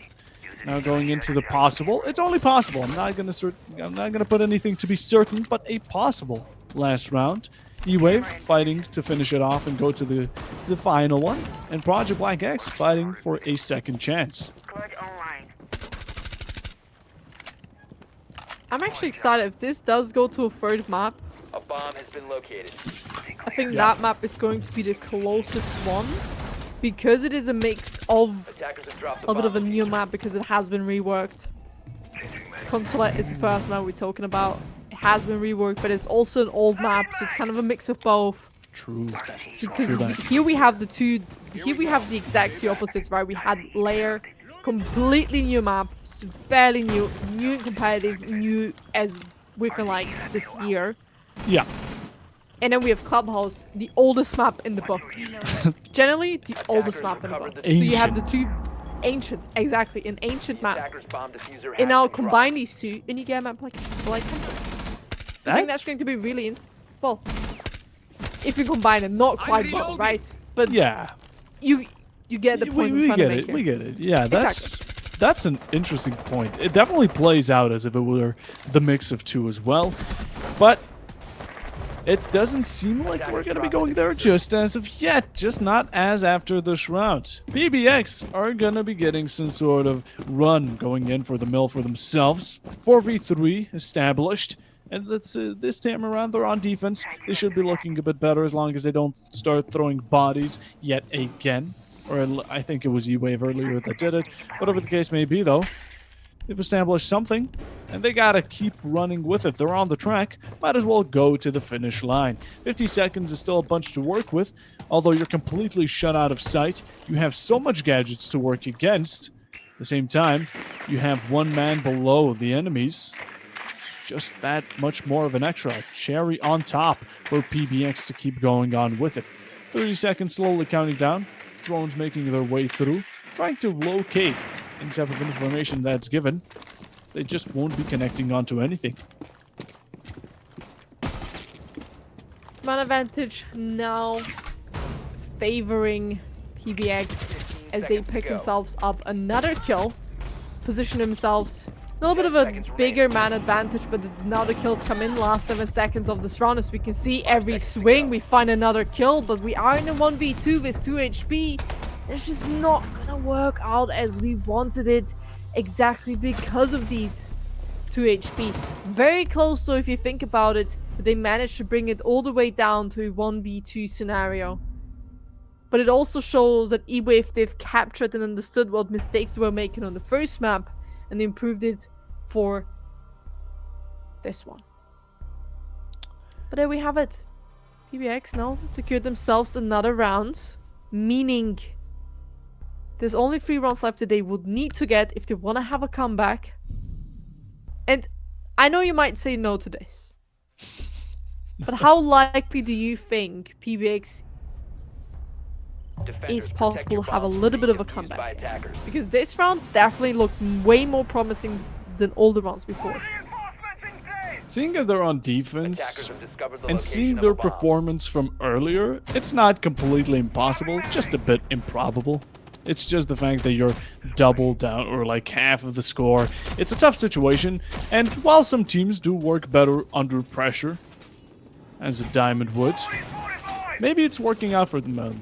Maybe the score is really complimenting them and just pushing them further than they have ever been pushed. While EWAVE, though, you're making some mistakes in your gameplay. You're letting openings to be punished, and you're giving them the opportunity to come back from the situation that you handed to them scot-free. So with that being said, it's going to be CC and Cash. I do believe we're going to be seeing this for the first time around. And this being such a breach-heavy side, I'm honestly quite confused why the Tubarão isn't included. Although with a Maverick, I guess it's understandable. You really can't avoid the Maverick. Yet again, though, if you take out the Maverick, it's just that much better. Of course, those are ifs and buts. Those are situations that are only up to the chances and RNG to decide. And I'm wondering how PBX are going to take defending an EWAVE. How are they going to go about attacking CC for today? So we can see they brought the Deimos, they brought the Brava, an Ace, a Maverick, and an Ash. Not that many operators that would indicate a garage push, but rather a con-sided take. This is exactly the one of the problems I was about to mention. If you take and if you do one-sided take puts con and you leave one of your players like the Maverick on the main breach, nobody to cover him, a little bit of a run can happen. Exactly that is what happened. Maverick is now gone, meaning the main bridge is going to stay closed. And on top of that, the Ash did try to get a little bit of a refrag, but was also taken out by a C4. Now those are 2 people gone.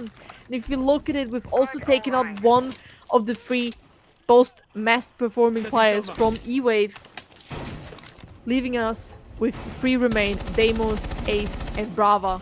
With enough drones, with enough utility that we could be getting informations from, but only little of amount of util we can use to open up these breaches, because we have nothing, theoretically speaking,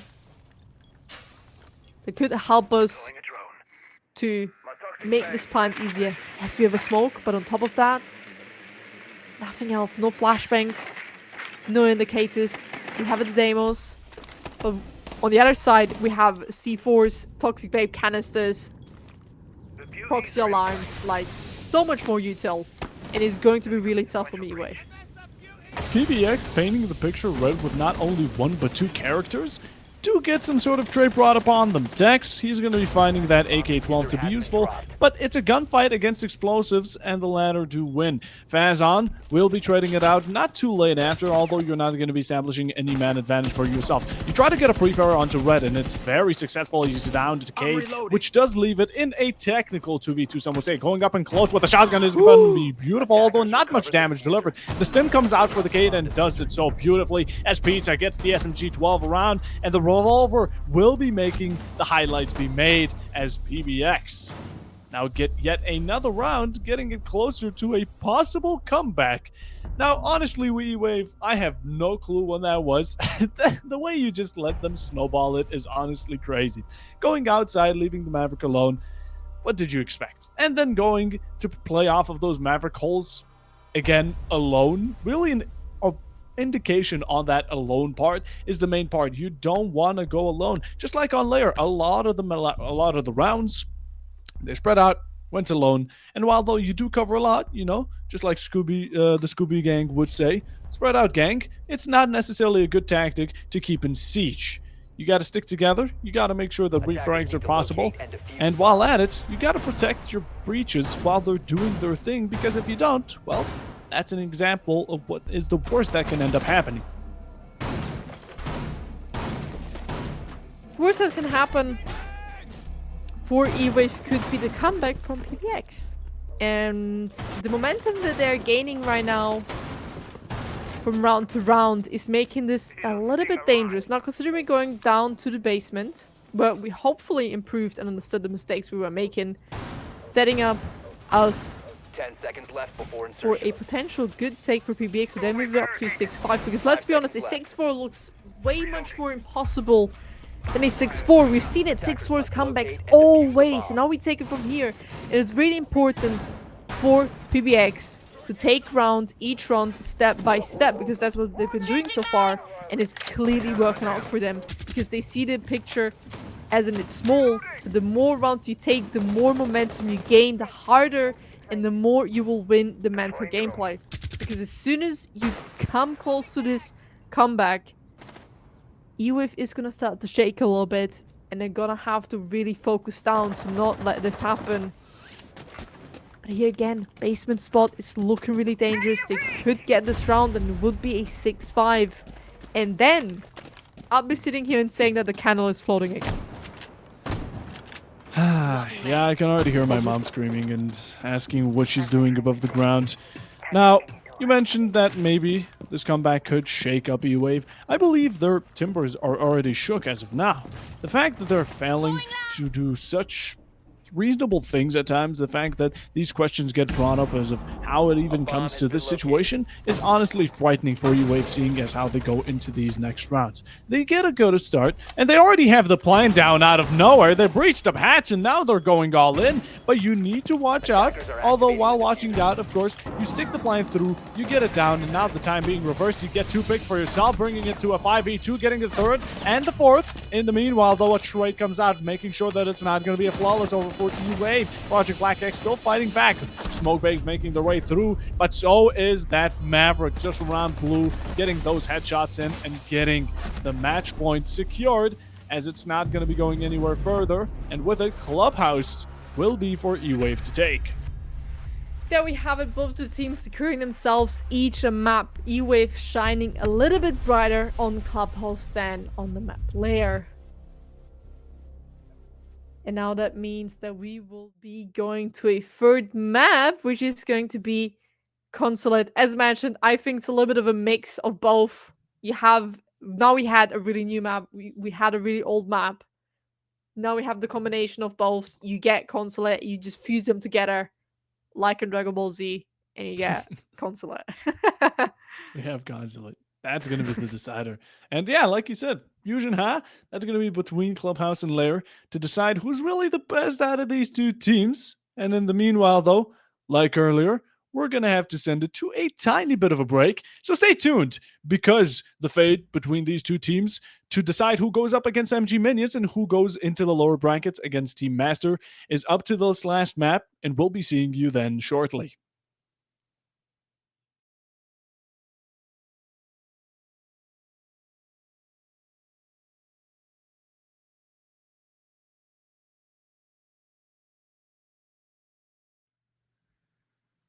And we're back. We're back for the decider, for the final map of today, the best of 3, and the third we're going to get. It's going to be none other than the Consulate that we've been saying will be quite a decider, especially because we're seeing a mix of the previous 2 maps that have been a bit one-sided. And with you is going to be me, Buffo Bob, for the 3rd time, just like Dianic. And are you ready to get into the final one today? Are you ready to rumble? Hey! So, Monty's now off the board again. I would like to bet my cat on a Doka ban here again. There it is. So there we go, guys. So I think you just guys, all of you, gonna have to give me even more cats now. Just gonna build a cat empire here. Cat Lady Dianic. Oh, I am a cat. I will end up as a crazy cat lady. I respect it. Honestly, Cats are awesome. Have you seen the cats? The way they look at you, the way they buy my heart, I can never say no to them. Well, with that, Vigil is now gone as well. Who's gonna be the last ban? Any guesses? I'd say Amira. I'd say Amira as well. I think we're gonna keep it straight and forward with it. It's gonna be Goyo. What? Oh. Okay, this is actually a little bit of a interesting ban. I have not seen Goyo being banned actually anytime I've casted. It's quite rare. I've seen him ban here and there in other matches. But especially on Consulate, I don't think I've seen a Goyo ban yet. This is going to be a little bit interesting, because banning the Monty, banning the Goyo, understanding that the enemies played quite a lot of Goyo, I believe the defender bans are actually a little bit of target bans rather than actual, if you look at it, Monty because of the shield meta, Doka because she's just annoying to play against, right? So Yeah. made my peace with that statement. The Goyo ban is quite an interesting one, and we're gonna have to see how that works out, meaning we kind of, if we want to deny a plan, we're gonna have to go every single time for either a Soulless or a smoke.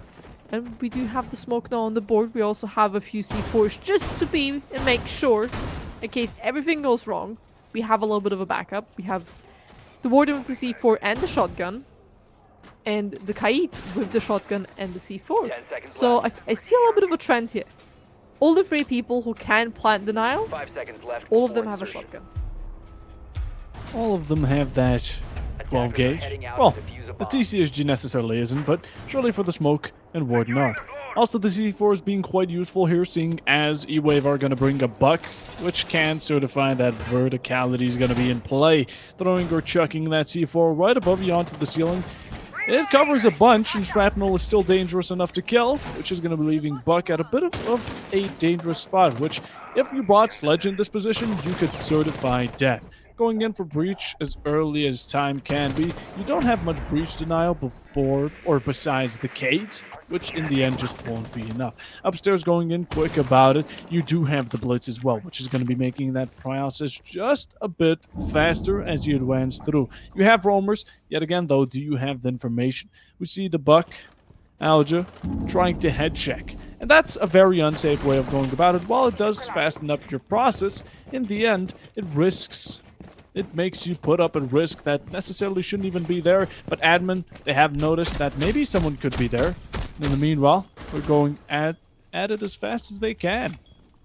I mean, it has passed and we've taken quite a lot of control, but there's still a few Romos on the board, which are gonna make this a little bit more difficult.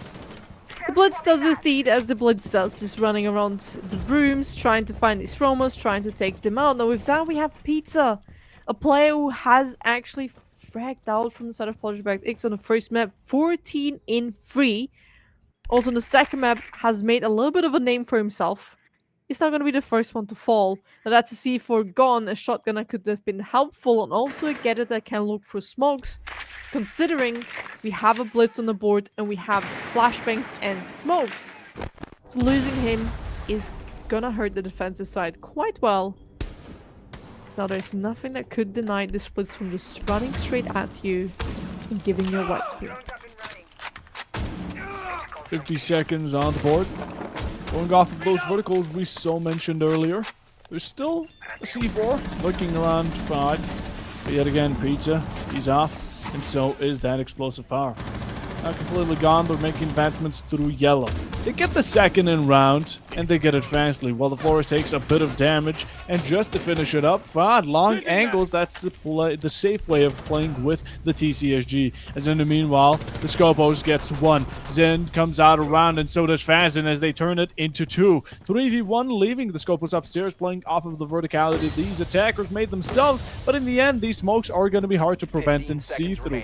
14 on the clock, they're going to be surely sticking it through, as not enough gadgets are going to be getting you through this situation alone. You have a Blitz to go up against, which is already a basically impossible 1v1 spot. Alongside that, enough information to keep them handy and to keep those bullets directly in towards you. First round over, done, and set. And honestly, as I already mentioned, I think this is going to be one of the maps that is going to be really, really close between these two teams, because we've seen 2 extreme points on the last 2 maps.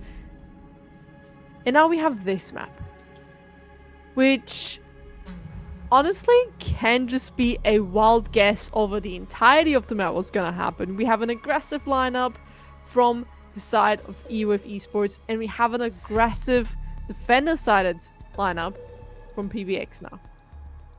On the last map, on the last round, we were trying to play close up. We had the shotguns, we had the C4s, we had everything we needed.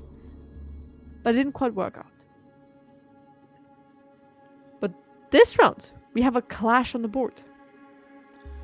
So we're going to be looking to play shield against shield, Zapper against Blitz. And that's going to be rather interesting. And honestly, I'm just hoping to see a good clash play, because a good clash play on the top floor can deal so much damage, can hold you back, especially when EWAVE now is going for potential a traditional admin take. They're going to be pushed back so well by this clash. If they're going to go down for yellow take, they're going to be pushed down by this clash. Depending where you use this clash, it's either make or break it. And I was talking about this clash for so long. To then look over it and see that she has been picked off. Oh my god. That is honestly saddening. And I would have loved to see the clash, just because she's really strong on Kazulit. Kazulit is one of those maps that show long hallways, a lot of connections, but big rooms that connect to much things. And you have a long way of getting to those connections, which the clash is perfect at denying. You come up at her, a crossfire from your left, and you're dead. The clash, while also you're at it, you're slowed down purely because of the zapping capability. You can't necessarily shoot her, because that's what the shield is intended to protect the clash from. Although she isn't on the board anymore, we are going to be seeing a bit more of an aggressive lineup from both of these sides. We have the Blitz, the Grim, and the Line. On the defense, the Mozzie, the Doc, which are going to be 2 quite bragging scents. Well, the Mozzie, no, it's great to capture drones. It's great to get yourself some nice information. Although it's not certified, it also denies a bit of information from the enemies. But the gun, the C4, they are both strong combinations. And alongside a bit of doc stimming, alongside a bit with a bit of a French medicine, it's always great to see. Although 2 minutes on the board, 15 alongside with it. Damage was given to Mozzie, but he's back up and running. Ooh. The Blitz is waiting. He's waiting for his go. Vods finds himself the first opening pick. We have a little bit of a trade, and now the Blitz, the train is on his hunt, running towards the enemy, trying to get this kill, but never turn your back to the Blitz. Never turn around. But you cannot look straight at him if you're not a Warden player. So many rules that what you're allowed to do, what you're not allowed to do, but one of them is never turn your back to a shield player. That's 2 members gone from the side of PBX, giving EWAVE Esports the man advantage. The Blitz still on the board. We may have taken the ace, our hard breacher, but let's be honest, this bomb site does not require a lot of hard breaching. So even though we've lost, I would say, one of the most valuable operators, it's not the biggest problem here, because this bomb site does not require too many breaches, but rather an aggressive playstyle which EWAVE are bringing on the table here. Yes, they are. It's coming out, are going to be threatening the Blitz, who's already low enough, chucking out those smokes to prevent any extra shots to going to his footsies. He wants to make sure those toes are secure. He's low on HP. He doesn't want to get any lower. And that's exactly that, crouching, coming around. But you gotta watch out for the L2A3 coming around the corner, picking off not 1, but traded out for 2 by the 417. Aljo making a great productivity. But you gotta watch your back in the meanwhile. The diffuser now dropped. You go in for a repel, and even while the information is given up to where exactly this Mozzie is now stuck in the corner, you are delaying some information for yourselves. EWAVE and Project Black X, both of them know where each other are. Shotgun up close. You have the Bees constantly giving and relaying information, but it's the one to hit their shots first, and that's going to be gold from EWAVE, making sure they connect, and the Mozzie is off the board as Project Black X will be forced to walk the plank. Or actually, it's going to be Project Black X walking the plank for round number 2. Red Poof, I have a question to you. Are your cannons now floating for EWAVE? Can't believe this. There's no way we're going back to this. We are going back to this, because let's just look at back the first map we've seen these 2 teams play. EWAVE, so many mistakes, so many things they've done wrong, so many things they needed to improve. If you look at the second map, a lot of these things have improved. If you look at this map, yes, still here and there a few bits, but the team that we're seeing on this map is not the team we had on the first map. So my question really stands to you. Are your cannons floating right now? Well, I don't have any in my room. But there's... I mean, I have Beelzebub under my bed, if that's what you summoned. If that's my own sign of EWAVE trying to take the map. Whatever the case is, though. No. Currently, I have nothing floating. Yet again, I'm in the abyss, so I can't check outside my door, because I'm probably going to fall out. And yet again, I don't want to check under my bed. There's a creepy man under there, and he always watches me. Going to sleep is a nightmare. Anyways, 2-0, a fantastic score. They've set it very nicely. They've got the pace going. And EWAVE really started walking. But it's always one to walk and the other to run. And our EWAVE are going to... Hopefully, they're not going to be walking just for Project Black X to start off with the job. Because it's really these first rounds that, okay, we get something going. But in the end, earlier we saw how quickly it came about to the danger of a comeback being brought by Project Black X. And even though, while it was a bit improbable, it was still the threat that was lying around the corner that gave it up. Now, PBX, you're on the defensive. You should be able to take a couple of rounds right here and then, as EWAVE have been surely up until now. And honestly, I'm still disappointed to not see the Clash dynamic. I'm sitting here and just... the tears are running down my cheek. I would love to see a little bit of a Clash play here. We were teased it a little bit. Only but that tease, it has stuck with me.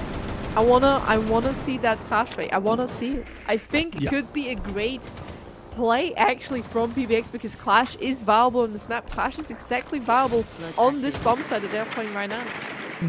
So I wanna see it. Fortunately, it's not in this round. We're rather kind of the same lineup as before. We have a little bit of planting in our chance, but a lot of guns to deal with. But this time we also have the breach open, and the Blitz is just doing Blitz things down below. But this time there's nobody there to challenge him, nor to be a little bit of a problem. They now secured also below the bomb set, meaning if they want to go down with a plant now, so we can see we're preparing a little bit for it. they could be free to do so as nobody's there to stop them, and we are also already in the last minute of this round. Yeah, those 60 seconds. Now crawling their way down. Ticking. Reloading. But in the end, no kills have been dropped yet. A very passive-aggressive approach from both of these players. A bit more passive from the defense as they haven't taken an actual approach themselves.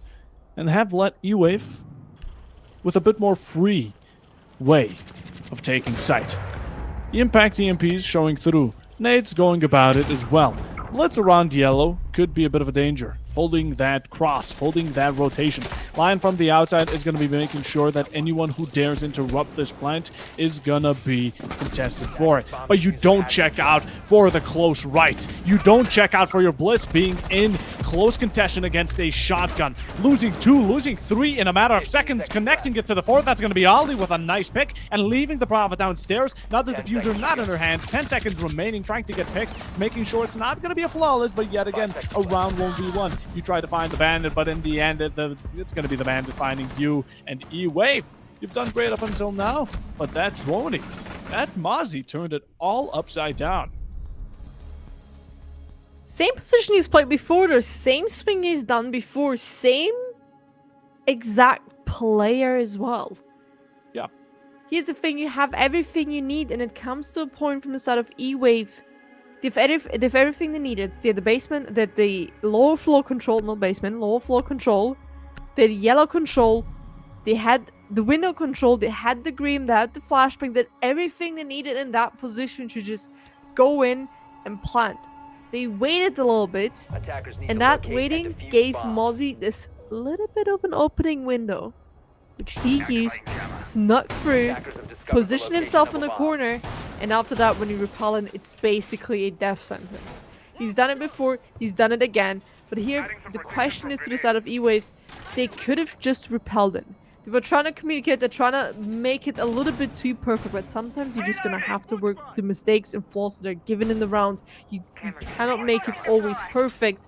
And from the looks of it, it seemed that they wanted to make it perfect for every player to be in the position 10 they wanted seconds to, left needed before to. insertion. But they should have seen that gap, they should have seen that 5 seconds opening, left before and insertion. should have taken it rather than waited there a little bit. Now as we move down to the 4th round, we go back down to the basement spot, and we've done a little bit of an adaptation. We've brought the Valkyrie, that means we're gonna have information. And this time we only have 2 shotguns, and 2 plant now operators. Oh, the Valkyrie. I'm actually interested why she hasn't been brought up that much. She is basically the best of the best when it comes to intel gathering over by the defensive. Although, I do like it. We gotta bring her out at one point or another, and this is definitely the clutch or kick for PBX to bring her out to make sure that she isn't wasted, or maybe the potential isn't gone. The upstairs, that's going to be their main priority, but at the same time, establishing this type of information they were lacking in the prior rounds, that's going to be a great way to start it off.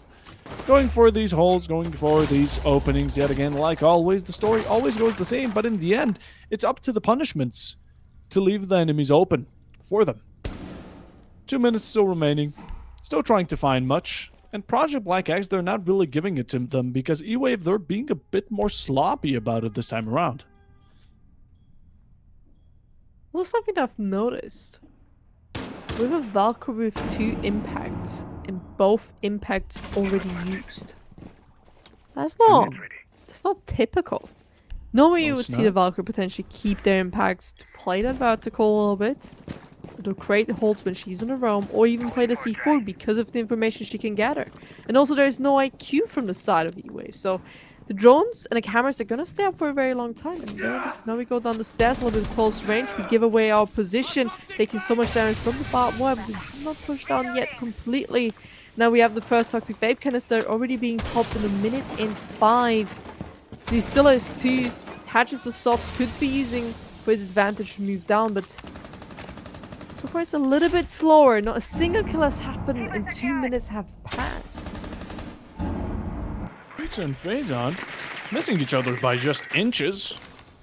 And although the bees are slowly starting to ascend from the ground, EWAVE are still taking this multi-leveled. We have one upstairs, we have one on first floor, and we have some downstairs.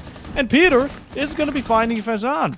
That's going to be the buck. That's going to be the verticality alongside the thermite, taking a major amount of damage as he is now officially in sight. But that's going to be a big mistake. Big numbers as well for PBX to take care of. 3v5 established, 20 seconds, back at it again with this really late execute from EWAVE. Is going to put him in a tight hold. It's going to be a choke point, a guillotine, some even may say. Peter with the double, still roaming upstairs, putting up quite a menacing foe and a contention. And with one, VOD with the second, bringing it around, and with it, the time remaining, the Azami is going to block you off, give you just too much to work with. Second one with her, and with it, Project Black X, they claim another round for themselves. Another round, another victory. There we have it. Another scoreline we have seen. A 2-2. The last time we saw this, it was on Clubhouse. And this is the point where one of the teams now would skyrocket and take the points one by one. But from the looks of it and from the rounds we have seen so far, I wouldn't quite say that this will be the case. I actually think this might actually be a 3-3 split. And after that, a fight to who's going to be the first one to take match point. Because every single round we saw a bit of it back and forward. We saw close rounds. We saw also close other rounds where one team was heavily dominating the other one and the other way around. So it wasn't as clear as like on Lair, where one team was clearly the more dominant team. Or like on Clubhouse, where EWAVE was then clearly the more dominant team. This is not the case on this map, and this is why I love this as well. On top of that, that also PBX is adapting within the rounds and understanding what they need and which lags and which holes, or rather, which openings they need to fill. They didn't have information and they were struggling with getting that information, so they started to pick up the mods. They started to bring the Valkyrie even more, which I absolutely love. I am a Valkyrie main, and I'm still gonna stand by it. Valkyrie, great operator. And on top of that, you put Valkyrie on Pizza, the man who has already been fragging out, who's then gonna work with that information and get even more kills. It's gonna play quite handy for PBX. PBX really trying to put not only the best out there, but at the same time complement them with the correct operators. And a really important thing I take from whatever you said, Dianic, the 3-3. That is the most important thing in this case and scenario, because, like earlier, whoever got the 4-2 first went off, won the round, didn't have much of an issue. If a 3-3 comes about, it's honestly going to be, I think, already written, fated, and destined to be a close match. Hopefully not as one-sided as Lair, hopefully not as Clubhouse, and just making it as balanced as it should be, like it all should have been in the first place. The balance now set off. It's tipped by EWAVE to get the Capcan. Traps could still be lurking around. And in the meanwhile, we have the Bravo droning in some fellow teammates, as we have two upstairs as well, trying to take verticality, trying to take it into their own action, maybe push or force the enemies down into sight. Whatever the case is, though, it's going to be up to them to go about it correctly. A lot of damage dropped onto the Blitz, which has been a reoccurring appearance. Constantly, you have the shield, but you're the first one to die or either take this majority of damage. It's not a good first look. Upstairs being quite an opposition, you don't seem to be able to find a way around it. Attempting to push them back, it does seem to work. They are back tracing, but you need to watch out for this flanker who will be getting the first onto Zin. That's going to be one, and now Blitz looking at 6 above alone. He's going to have to contest quite a lot. He's a shield operator, and the only bullet that he needs is a bullet in the shoulder and he would be gone. 6 HP is not too much. As we can see, the plan is already going down on sight. Not for long, though. It's not going to be sticking through. Dex gets one. Azan, that's going to be the second. Looking even with low HP, still manages to crawl around, sneak it through, and take out the cooperating with VOD. The plan's now halfway through. You get another bullet delivered to you, and you fight back that verticality, managing to connect a bullet of your own. Going into it, you have sight contested. You know about someone east. It's a feeling, a gut feeling, an intuition. And swinging around, the AK-12 won't be able to fully connect onto that headshot, as the C4 surely does. And with the down days, it will be the triple kill for Pizza.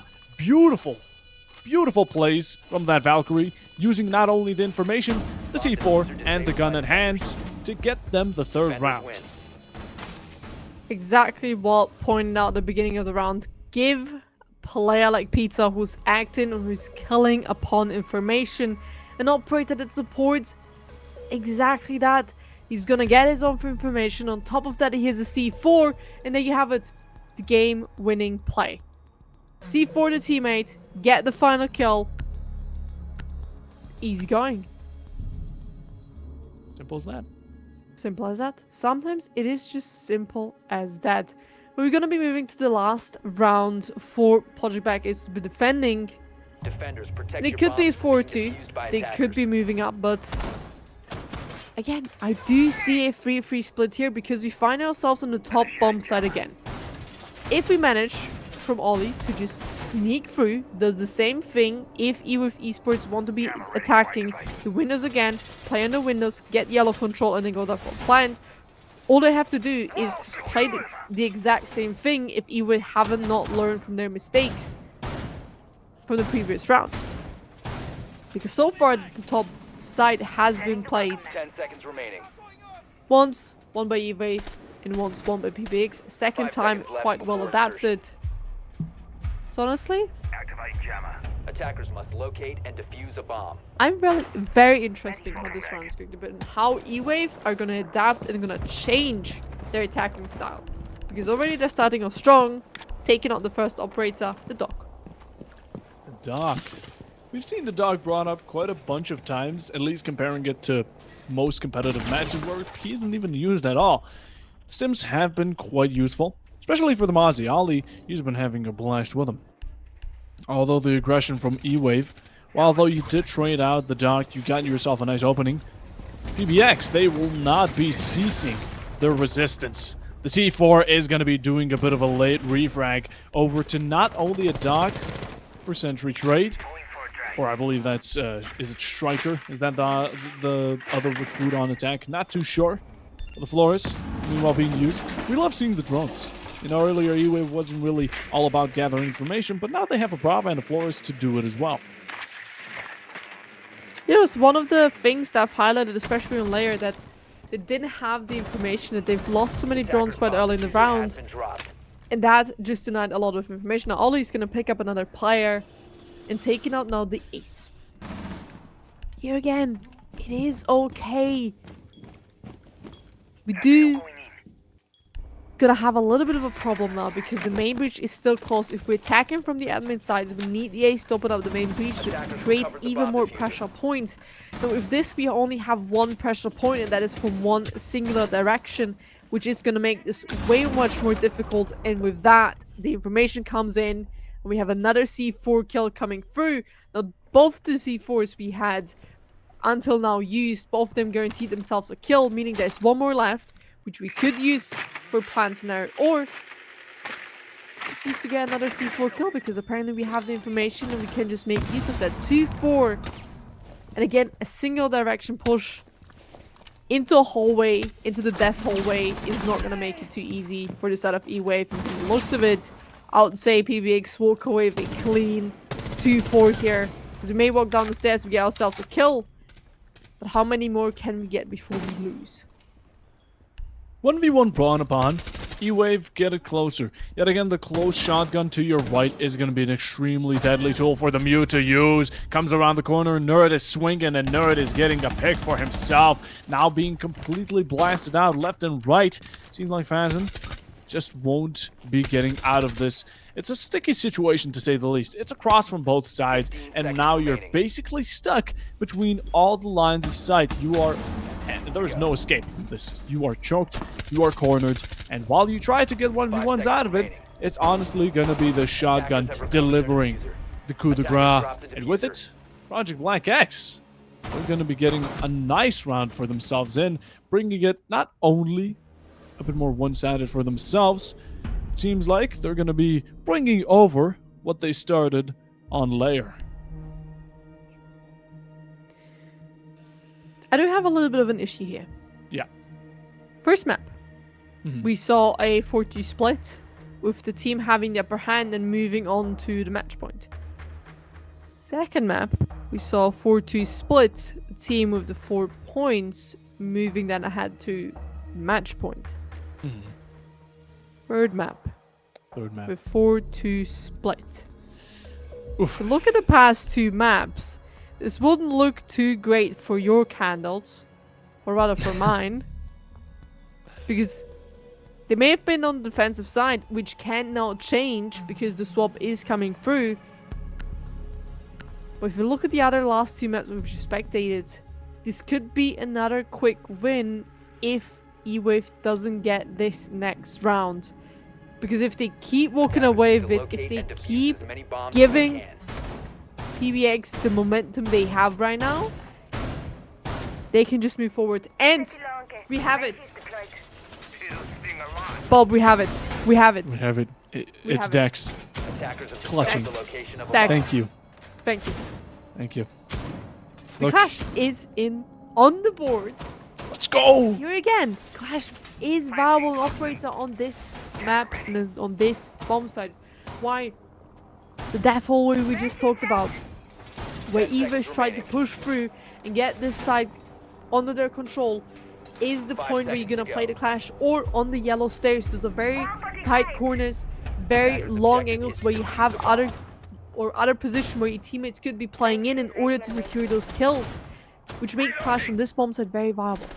So depending where the push comes from the side of Project, this Clash could be dreadful to deal with, and so annoying to deal with that they're potentially gonna have to change up the direction. As we can see now, we're already making our way into the building from below, but the Clash is already waiting, and it's already playing on the position we just mentioned.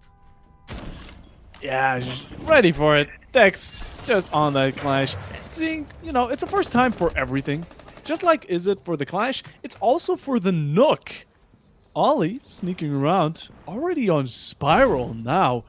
This is going to be dangerous. This is going to be a threat. But the camera spots him. Damage is dropped. Head almost taken off, but almost doesn't get the job done. Neither will that grenade behind long desk. Clash already moving out. Dex is all over the place, and he's trying to get in those zaps. He's really electrocuting anyone that gets in his way, or anyone trying to get in the way of this defensive side winning.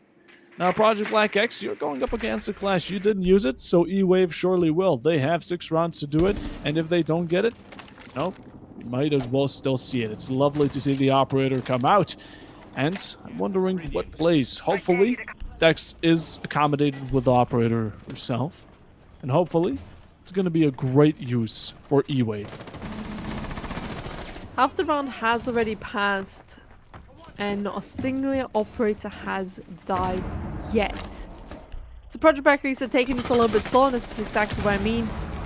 We find ourselves in the death corridor where we have one set of direction from a push, and now this other direction is just being established as we try to open up the breach. Capital is gonna find himself now being the cameraman for the rest of this round. We do have the trade offer immediately, but the Clash is still walking around and doing about. But we did take out a very important player, the one that had the C4 for a plant. This Pizza finds himself a kill as well, and the Clash taking so much damage. Getting through it though. Still living. Plant is going down. And it's going to be successfully sticking through as the Clash now finished. HP wasn't low. It was gone. That's the situation we're in. Faz on though. Takes that fight. But in the meanwhile, you need to find an extra 2 to get the advantage rolling. As you also have to do it in time, just so it doesn't run out. It's a deadly situation. You have verticals against you. Not only that, but these floors are going to be opened. It's going to be a deadly spot. You don't have any information on your enemies, and even if you try to go for the defuse, you gotta watch out from your right. Defender already noticing that damage being taken off, and with it, Pizza from below, AK-12 in hand, and making sure that the round is secured for Project Black X to take. You know, you could say the pizza was delivered. That Right, was a we have missed crickets in opportunity. chat. A little bit of crickets going on here. I guess that did.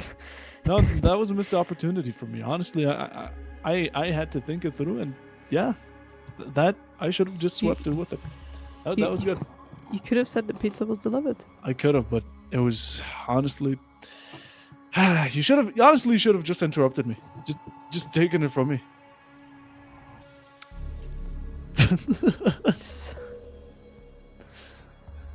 No. You know what? No. I've many more opportunities, True. hopefully to come, as we need a little bit of a comeback from the side of EWAVE, as now they also taken out the tactical timeout. But here again, isn't it already a little bit too late? First round after they lose the defensive, we definitely need to talk about what is going on right now, because it's not looking too great. It's not looking too spicy, as we have PBX on 5 points. One more point than they are on the match point. And so far, every map we've witnessed, I'm hoping for this to be a little bit of a deal breaker. I'm hoping for EWAVE to come back here to win these next 3 rounds, make it a 5-5 to give us a little bit of a spicy match. But so far, even though we had the clash, even though we had everything we needed, we went into these 1v1 gunfights. We picked up the opening kill, and after that we just had to play the man advantage, play the numbers. But we kept on peeking in, and we got ourselves killed one by one, leaving our teammate in a tough position. Post-plan 2v2 with pizza down below. Then him delivering the job and doing the Ds and securing the round. As we now move to the basement spot from the side of EWAVE. And we can see we focused quite a lot on making sure this breach will stay close with the Kite, with the Tubaru. We have the Wumai, the potential nates that would potentially come through. With the Warden and a Mozzie. That means we also have 4 C4s. Oof. 4 potential kills, because from the looks of it, we're gonna have to play a little bit vertical gameplay with the Ram and the Bug. So we have a lot of opportunities to use these C4s to get us a head start with a kill. It's quite a bunch. Yeah, that's a lot of explosive power you have going on for yourself, EWAVE. A full artillery from below being ready to hit the button, detonate, and possibly get a kill after kill. C4s are a dangerous piece of utility, especially when playing vertical, which is why Ram is a strong operator on it. You don't really need to go up and close open those verticals yourself like a Buck or even a Sledge. You just throw the boogie down and you get to woogie.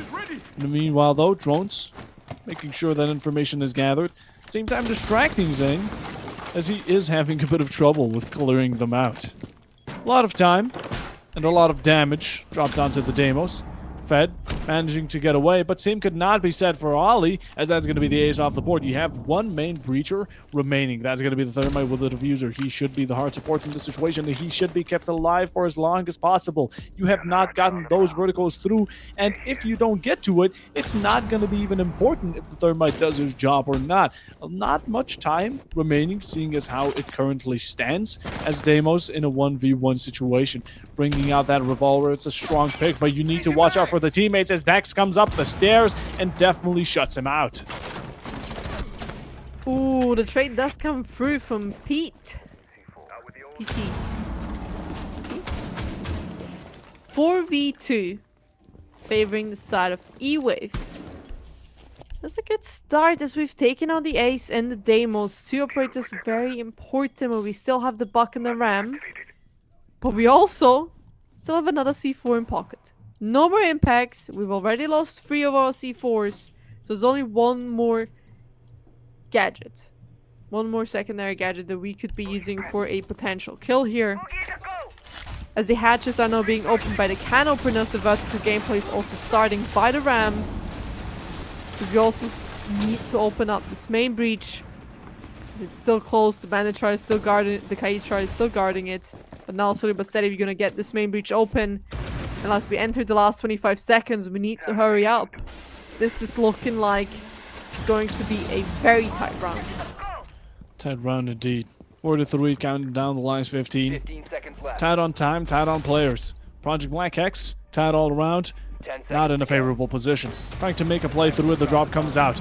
So is the drop from both of the players on EWAVE, dropping not 1, but 2 on the side of PBX as they leave the ram upstairs, playing off of those verticals, trying to deny any type of rotation from coming through. And while a diffuser was attempted to be brought up into sight and planted down, in the end it was not successful and not a single bit. EWAVE, they take another round, a decent one of that. Definitely put up a better fight, and it seems like that timeout that, honestly, I haven't seen brought out from both of these teams at all is working out for them, and it's a bit interesting seeing as the timeout. It's a free thing. Just take it because you can shut down a rush, a tempo of the enemy. You can really set it back down to square one to equal level. And with it, you can also get yourselves that sort of flow, that sort of rush going on, that adrenaline boost, and get some extra rounds in, which right now, EWAVE, if they do successfully, we could see an equalization, we could see a comeback, but that is only up to the word could. And also, will it happen? True. It is one round. It happened after the tactical timeout. You are likely to win the round after you take a tactical timeout, but let's not forget, every time you do take a tech timeout, you also give the opponents time to talk. 10 seconds remaining. Now you've given yourself and also the opponents time to talk about what's going to happen.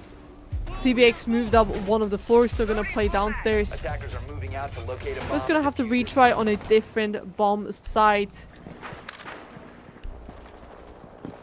I wasn't too convinced from the last round. I'm gonna have to say it. Now PBX, they're upping their aggression.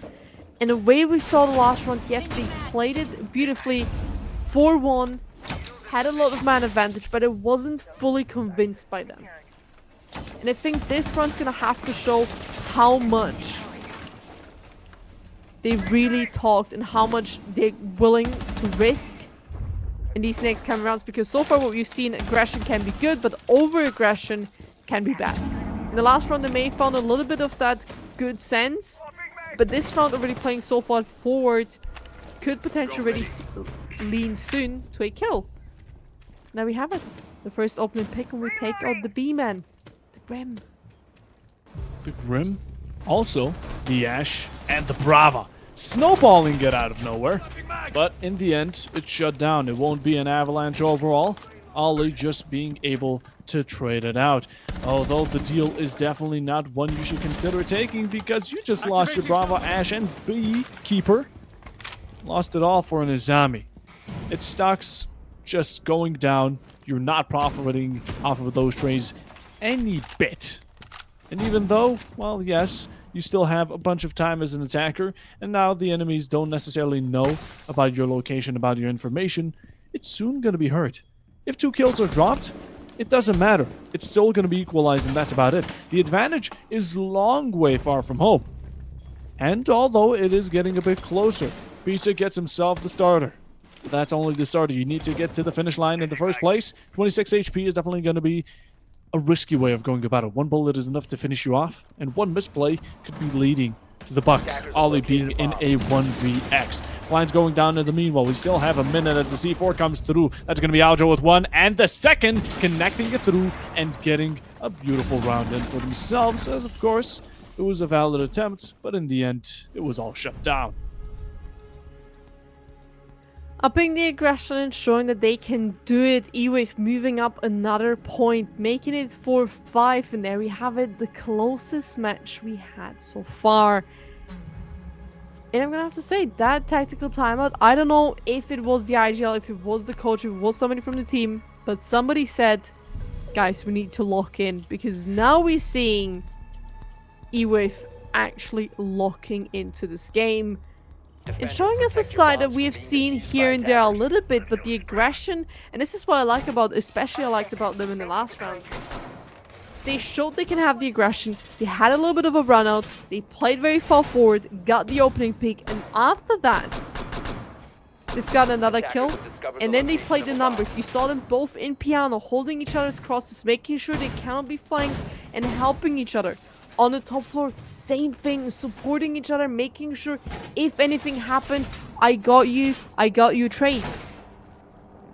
In the last 2 rounds, those are the 2 things we've especially been seeing very well done by the side of EWAVE, and Project Backings weren't able to play against it and to work against it. Objective is to defuse a Which bomb. now, this could be the last spot and last round to move to the match point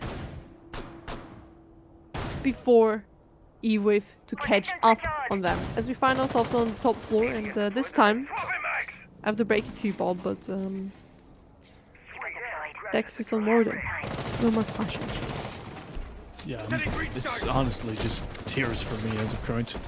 I am crying as of current. It's close to a crash out. As of course, the Flash is not going to be making an appearance through.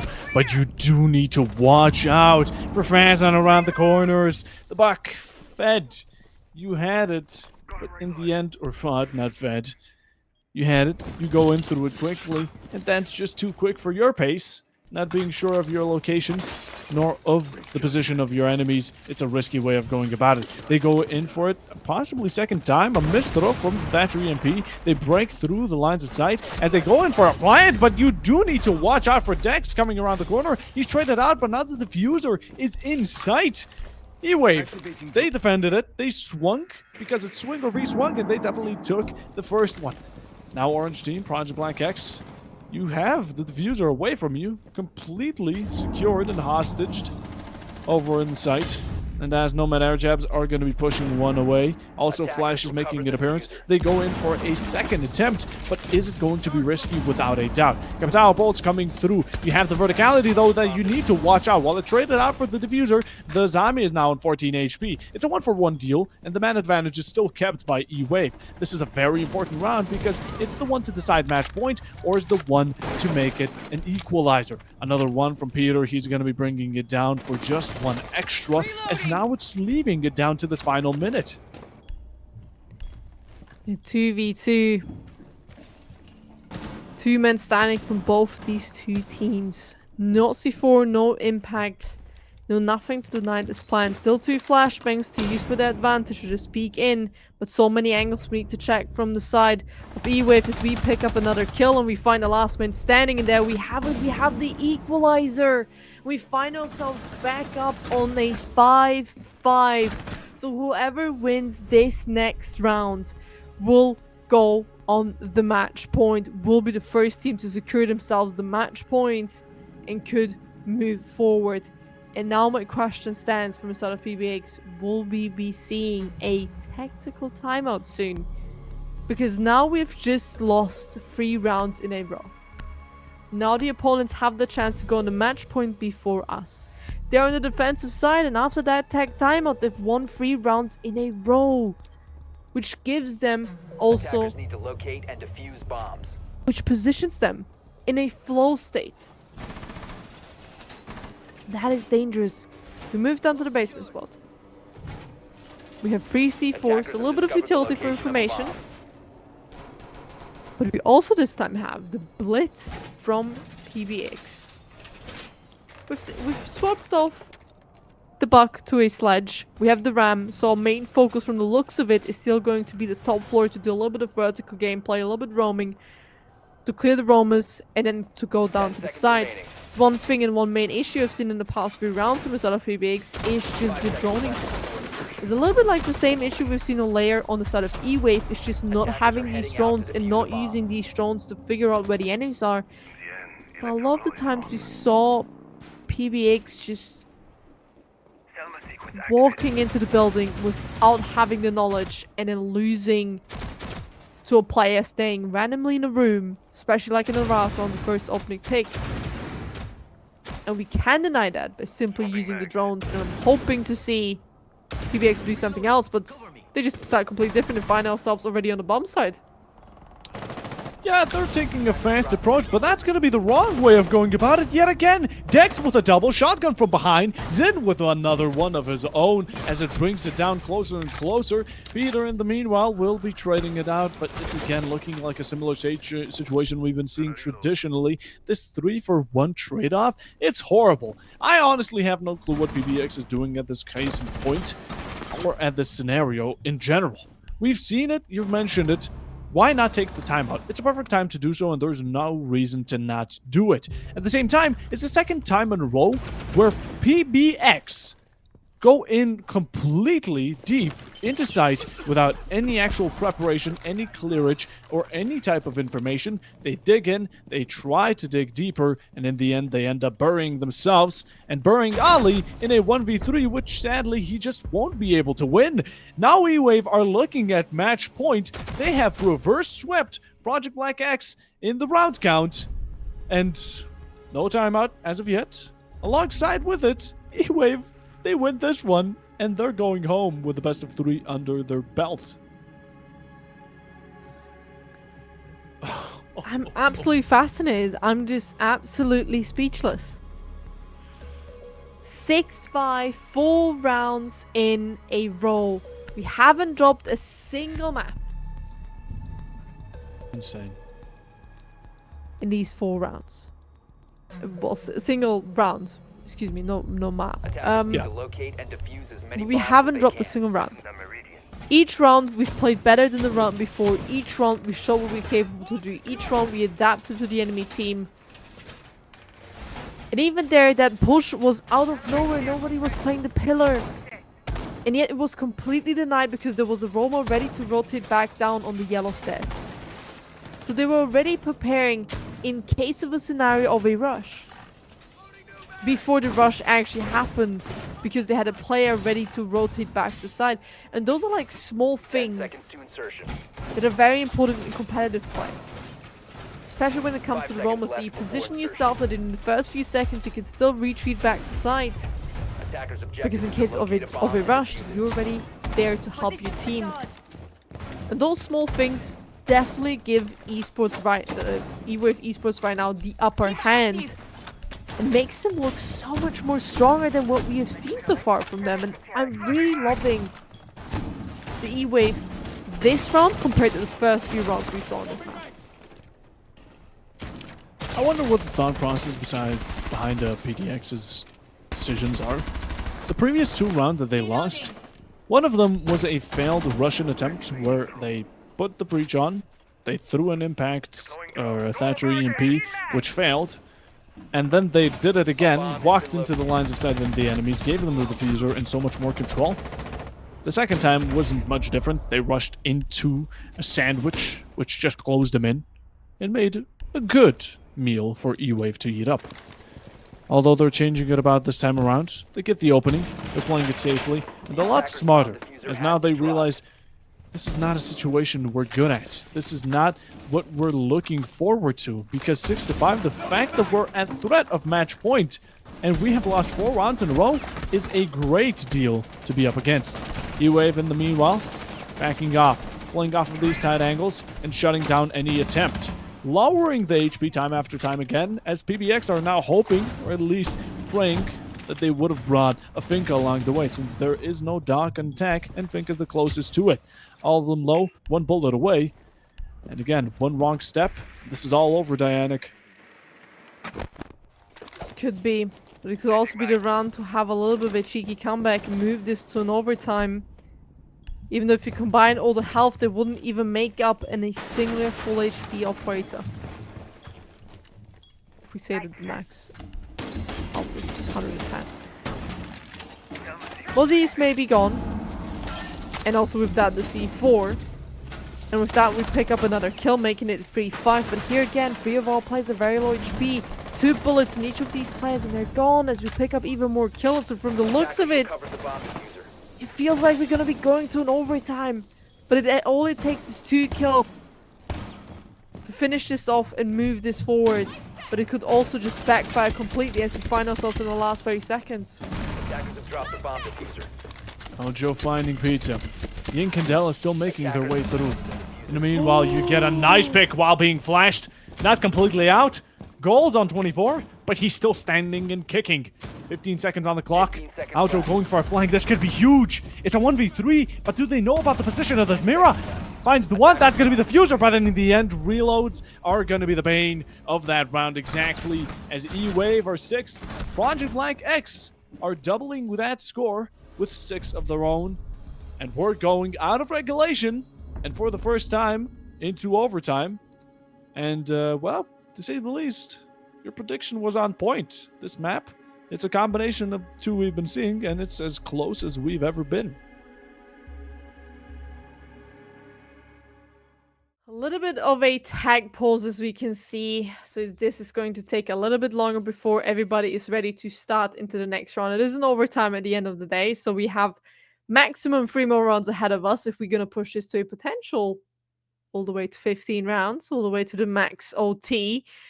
But it could also be one of the teams to just pick up 2 rounds and then just call it there and just move away with the win. Because, and I also want to hear your opinion on this, but I feel like as soon as we go to an overtime, each team kind of is in a state a little bit of a demon mode.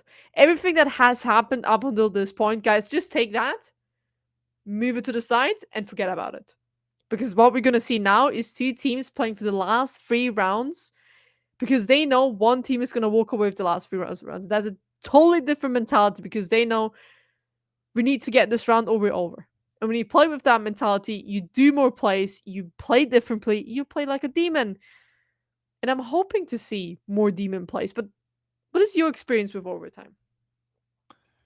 It's always gone the full 30 rounds, and I think that's really the best way of describing it. It's everyone is just under pressure, and that really heightens their play somehow. It really just complements everything that we've been seeing up until now.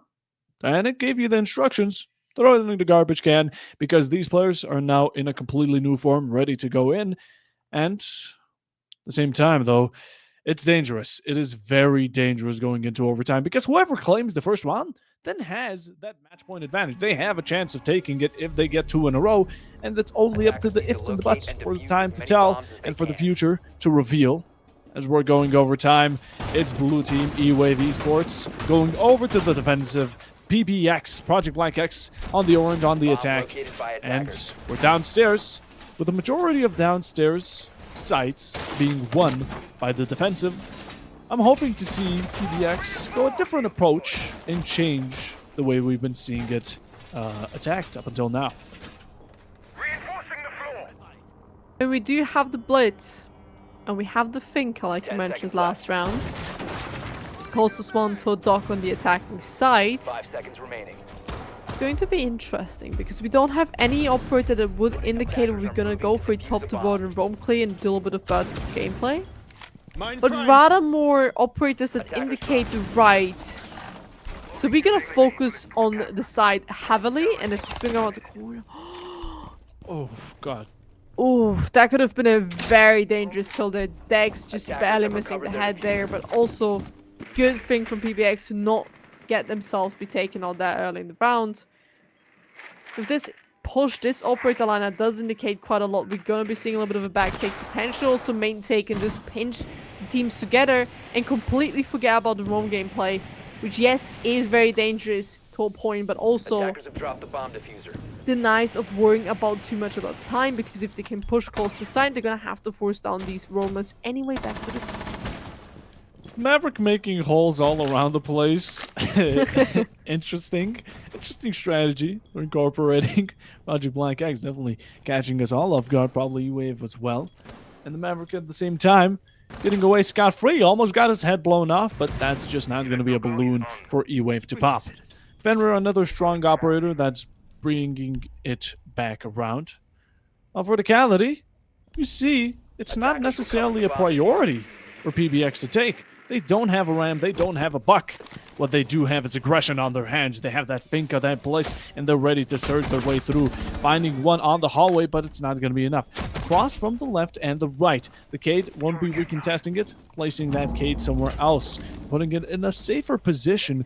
But now, the entirety of PBX are on below Visa. They're going around the way about it, breaching in and not necessarily focusing on the main breach itself. They're going in to try and get a bit of a backstep going for themselves. As Maverick is back on the main breach, trying to create another side of pressure. As you already mentioned, most of these players are on this other side. The attackers bomb But with that, we're also entering the last 50 seconds of this round. As the Finker boost comes through, so does the flashbangs and smokes.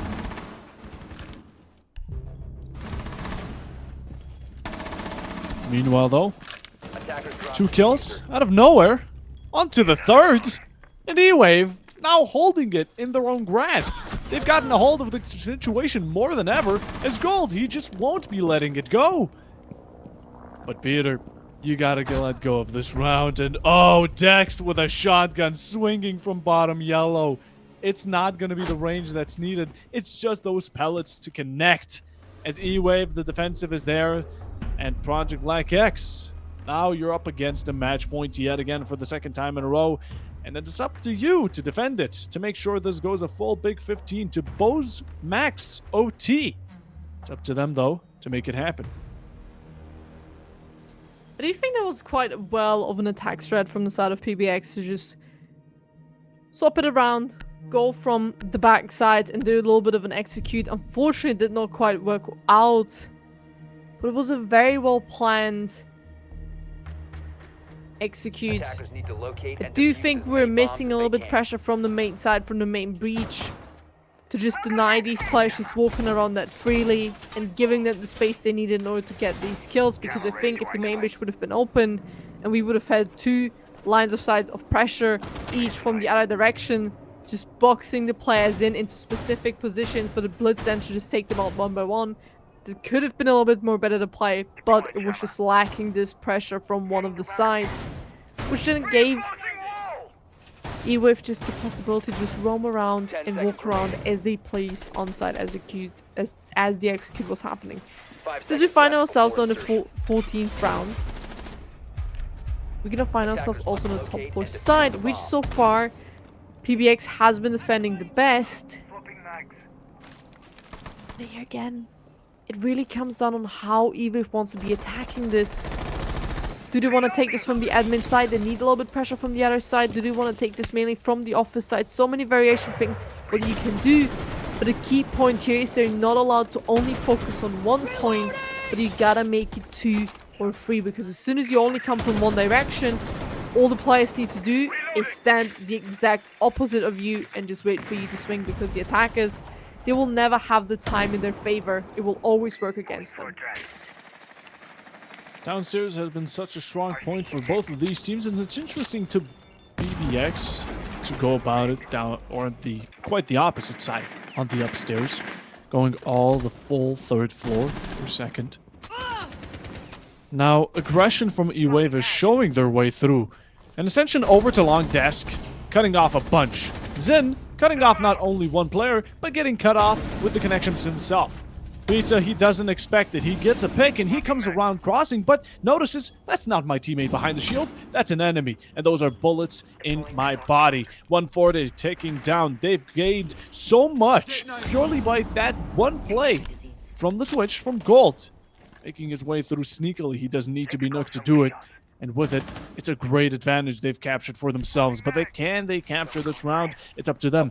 You could go for a refrag game, but it's close quarters. You're fighting up against the C4 coming around, and it's going to be connecting right onto Vending. 3v3 brought around, a rotation coming out from Fed, as he's going to be taking a long route about it. Bread loves being spread, breach is open. At the same time, you want to be very about the Mozzie, or the Bandit, who's just there to throw the C4. Not certain of it, though. They're taking a very interesting route about it, going all the way back. 1 minute on the clock. Client could be going down any second, although the diffuser isn't on hand, and neither is Dex anymore. The ace now taken off, captured. That's going to be a frag. Looking to capture one for themselves, though. EWAVE, you're tucked in an uncomfortable position. The blanket won't be hot, nor will it be cold. It's just a bit in the middle, as it's equalized out by Fast. 2v2, looking very close. All these teams playing it safe. You come out for a cross, playing very aggressive on this Mozzie, but you know about the mute. Where could this mute be hiding? It's just a question that needs to be answered. Going out the window, though, you need to pick up that diffuser, which hasn't happened yet. And yellow now is where majority of these defenders are going to be sticking their heads by. 15 seconds to go. Rotate around, indicating at least one of us is going to be offside as we swing around the corner, find ourselves another kill, not leaving one of the players in a 1v1, but post-plan scenario. 40 seconds left, we know what his plan is, but the enemy is unfortunately outside. We have the Pogman, we have the breach, we could jump out and get this kill as we swing around the corner. Ooh, but the player is down, not quite repelled upstairs, no more C4s. Oh, good job on the Defender window, has but been will it be discovered. enough time though? 20 seconds, he needs to get back up and at least start defusing Yeah, at the last definitely. 7 seconds. He runs, and it's enough time as he runs and gets his feet in the hand. And now we have it, 12, 11, and it's secured. This is going all the way to the last and final round, Defenders disabled 15th the diffuser. round. And this is what I mean. As Defenders soon win. as you go to overtime, take every statistic, take everything you had, throw it outside the window, because this would have not happened before overtime. This gameplay would have not happened before. It was absolutely beautiful. That was gorgeous. You know, don't judge a book by its cover. The name nerd may make you seem like you're not necessarily the most frank of players, but that risky one going out the window straight into action, gambling it all on one play, as you saw the time ticking down, and you knew you could not waste a single second, as it was all down to the final 3 or 4 remaining. He took it into his own hands, 7-7, and it's officially a full Bosmax overtime. This is where it's down to the Big Defenders, 15, the protect your bombs final from being defused overtime by match attackers. point coming through between these two teams, and the prediction could not have been more perfect. You know, one map was one-sided, the other one was two, but a combination between the two makes a well-rounded team fight between them. You know, a lot of mistakes, a lot of punishes. Both of these teams have been just changing it out, ping-ponging it between each other, as now the table is gone. It's all down to the ball to land on either one or the other side. EWAVE, you're on defense. You can't go downstairs anymore, silly. You're one there. BBX, you played on this just a second ago, so you're Attackers have familiar located with a this bomb. ground. 5 seconds Now to bringing out the insertion. Nook as well. And Dianic, Attackers for the objective final is to round, defuse there the will bomb. sadly be no clash in play. No, it's okay. I'm just crying here, I guess. And I'm just like, it's it's okay. We're seeing Clash not being brought that much, but in the few rounds that she has been brought, she wasn't as effective between these two teams. So just not picking her here definitely makes sense.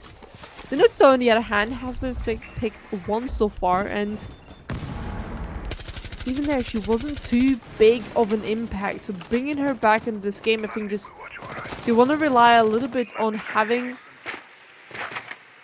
little bit of a peekaboo effect. You know, Halloween is coming. You want to scare the enemies a little bit out. With the Nook, I think that's a perfect operator to do so. And he's just waiting for somebody to repel that window. And whoever will do that, I already fear for this man. It's spooky month. You said it. Nook is the perfect operator to represent October. Meanwhile, though, while jump scares are always fantastic, it's a jump scare to see the HP of Aljo. He's on 16, running around between bullets on Neo from the Matrix as he's dodging them with ease. Although wishing he could have done that in the first place, he's not going to be going into any battle very with ease. Zin, though, could be, as he gets the opening, not onto anyone, but it's going to be VOD. That's going to be the Flores. A great counter to the Azami, but there's none left to be. You're now going to have to spray those walls down if you want to get rid of them. Playing all the way downstairs and trying to make his way up. Leaving PBX in a man's advantage, and also the Nook has a rather interesting gun. We're playing the shotgun. We're playing the shotgun from Nook, which I wouldn't classify as one of the best ones, but you know what? PT will. He's just gonna find himself a kill, equalizing and making it back down to a 4v4, taking out the Melusi. Another one's gonna fall gold, and even more just crumble apart. Olomeister finds himself also been taken out. There's only 2 men standing from the side of EWAVE, and there's 2 players, but they're making a little bit of an impact. But Fazen is the second best performing player right now on EWAVE. He's still alive, still could make this. No C4, but 2 impacts. Swing around the corner. Nerd is ready to take the kill and finds him. It's all up to Dex, the one player who picked Clash and wanted to give us the play. As he swings around the corner, Oli is there to take it. The teammate is ready to save the day, and there we have it. It's going to be PBX at the end of the day, at the last round possible, 15th, to take this victory on a 2-1 match. My God. Project Black X, you were up against 2 match points, but each single time you brought it up around just enough to make sure you were not fully out. That was fantastic. You brought it out with Lair being 7-2, and with it, even while though Clubhouse wasn't in your favor, even though it was your map, Consulate was of no issue. Well, it was quite close to say the least, but in the end, well played from both of these teams, as of course, there's always one winner and one loser, which PBX is going to be on top of those standings. At the same time, the best of three is finished. We saw all three maps, some decent, some bad, according to the first one being not as likable by some of us, and maybe some enjoying it. Whatever the case is, though, it's over. It's sadly over. This is going to be, I do believe, the last match of Phase 1 ESA Cup Season 9 as we head over to the current standings, which should be popping up just any second. Now, confirming that, Project Black X is going to be going against MG Minions, the Banana Slayers, and EWAVE Esports up against Team Master. And with that, phase 1 is over. Done is said, as you said it, that we can see the first bracket is gone. Now we move to the second one. All the teams who've won one round are in the upper half. All the ones who've lost the first match on the lower half. Now, with that meaning, next week is going to be the next game. But you know what? I'm just gonna say this. Okay. We do like a good underdog story. EWAVE was heavily favored by Can't the believe production this. staff, by the teams, by the fans. But we do love a good underdog story, and I think we've seen it today. You can get a very new map, you can get a very old map, but if you take the combination, it really comes down to the nitty-gritty. Who is really gonna get on top of this? Who's gonna make less mistakes? Who's gonna play more of the team together? And who can really stay calm till the end of the round? And today it was PBX. And honestly, I think it was perfectly played. We saw one run over, we saw a second run over, and at the end, we got a little bit icing on the top and got all the way 15 rounds. And it just showcased it really depends sometimes on the map and what map you play and how much you actually play and train that map on what outcome you're gonna get in a tournament. Hard work pays off, they say. And PBX, they put it in. Although it was quite close in the end, EWAVE, I tip my hat to you. Still did well. In the end, it was down to the wire. It was really down to the wire. It was 7-7. It went as long as it possibly could have, since this isn't unlimited over time. But just one thing to mention. You said next week is going to be a match. Yes, there will be. On Monday, 7th of October, there will be Silent Family facing off against Ground Zero to start us off with the next week on ESA. So be sure to stick around. You saw how intense and awesome these matches were today. Well, it's just getting better because better teams are going to get matched up with better, and worse are going to get matched up with worse. It's a nice combination to get close matches, at the same time, some funny gameplay in the meanwhile. And with it, that is going to be today's stream. That is going to be the stream for Thursday, the final one of the week. And it has been me, Puffo Bob, alongside our lovely caster, Dianic, who I thank for joining. Thank you to the production in the background for making all of this possible. And thank you, the players, for playing, for putting your blood, sweat, and tears into this match. And the viewers, of course, supporting your teams. With that, I have been Puffo Bob. To my right or left, I don't know how the camera is turned, has been Dianic. And we will be signing off for today. See you guys.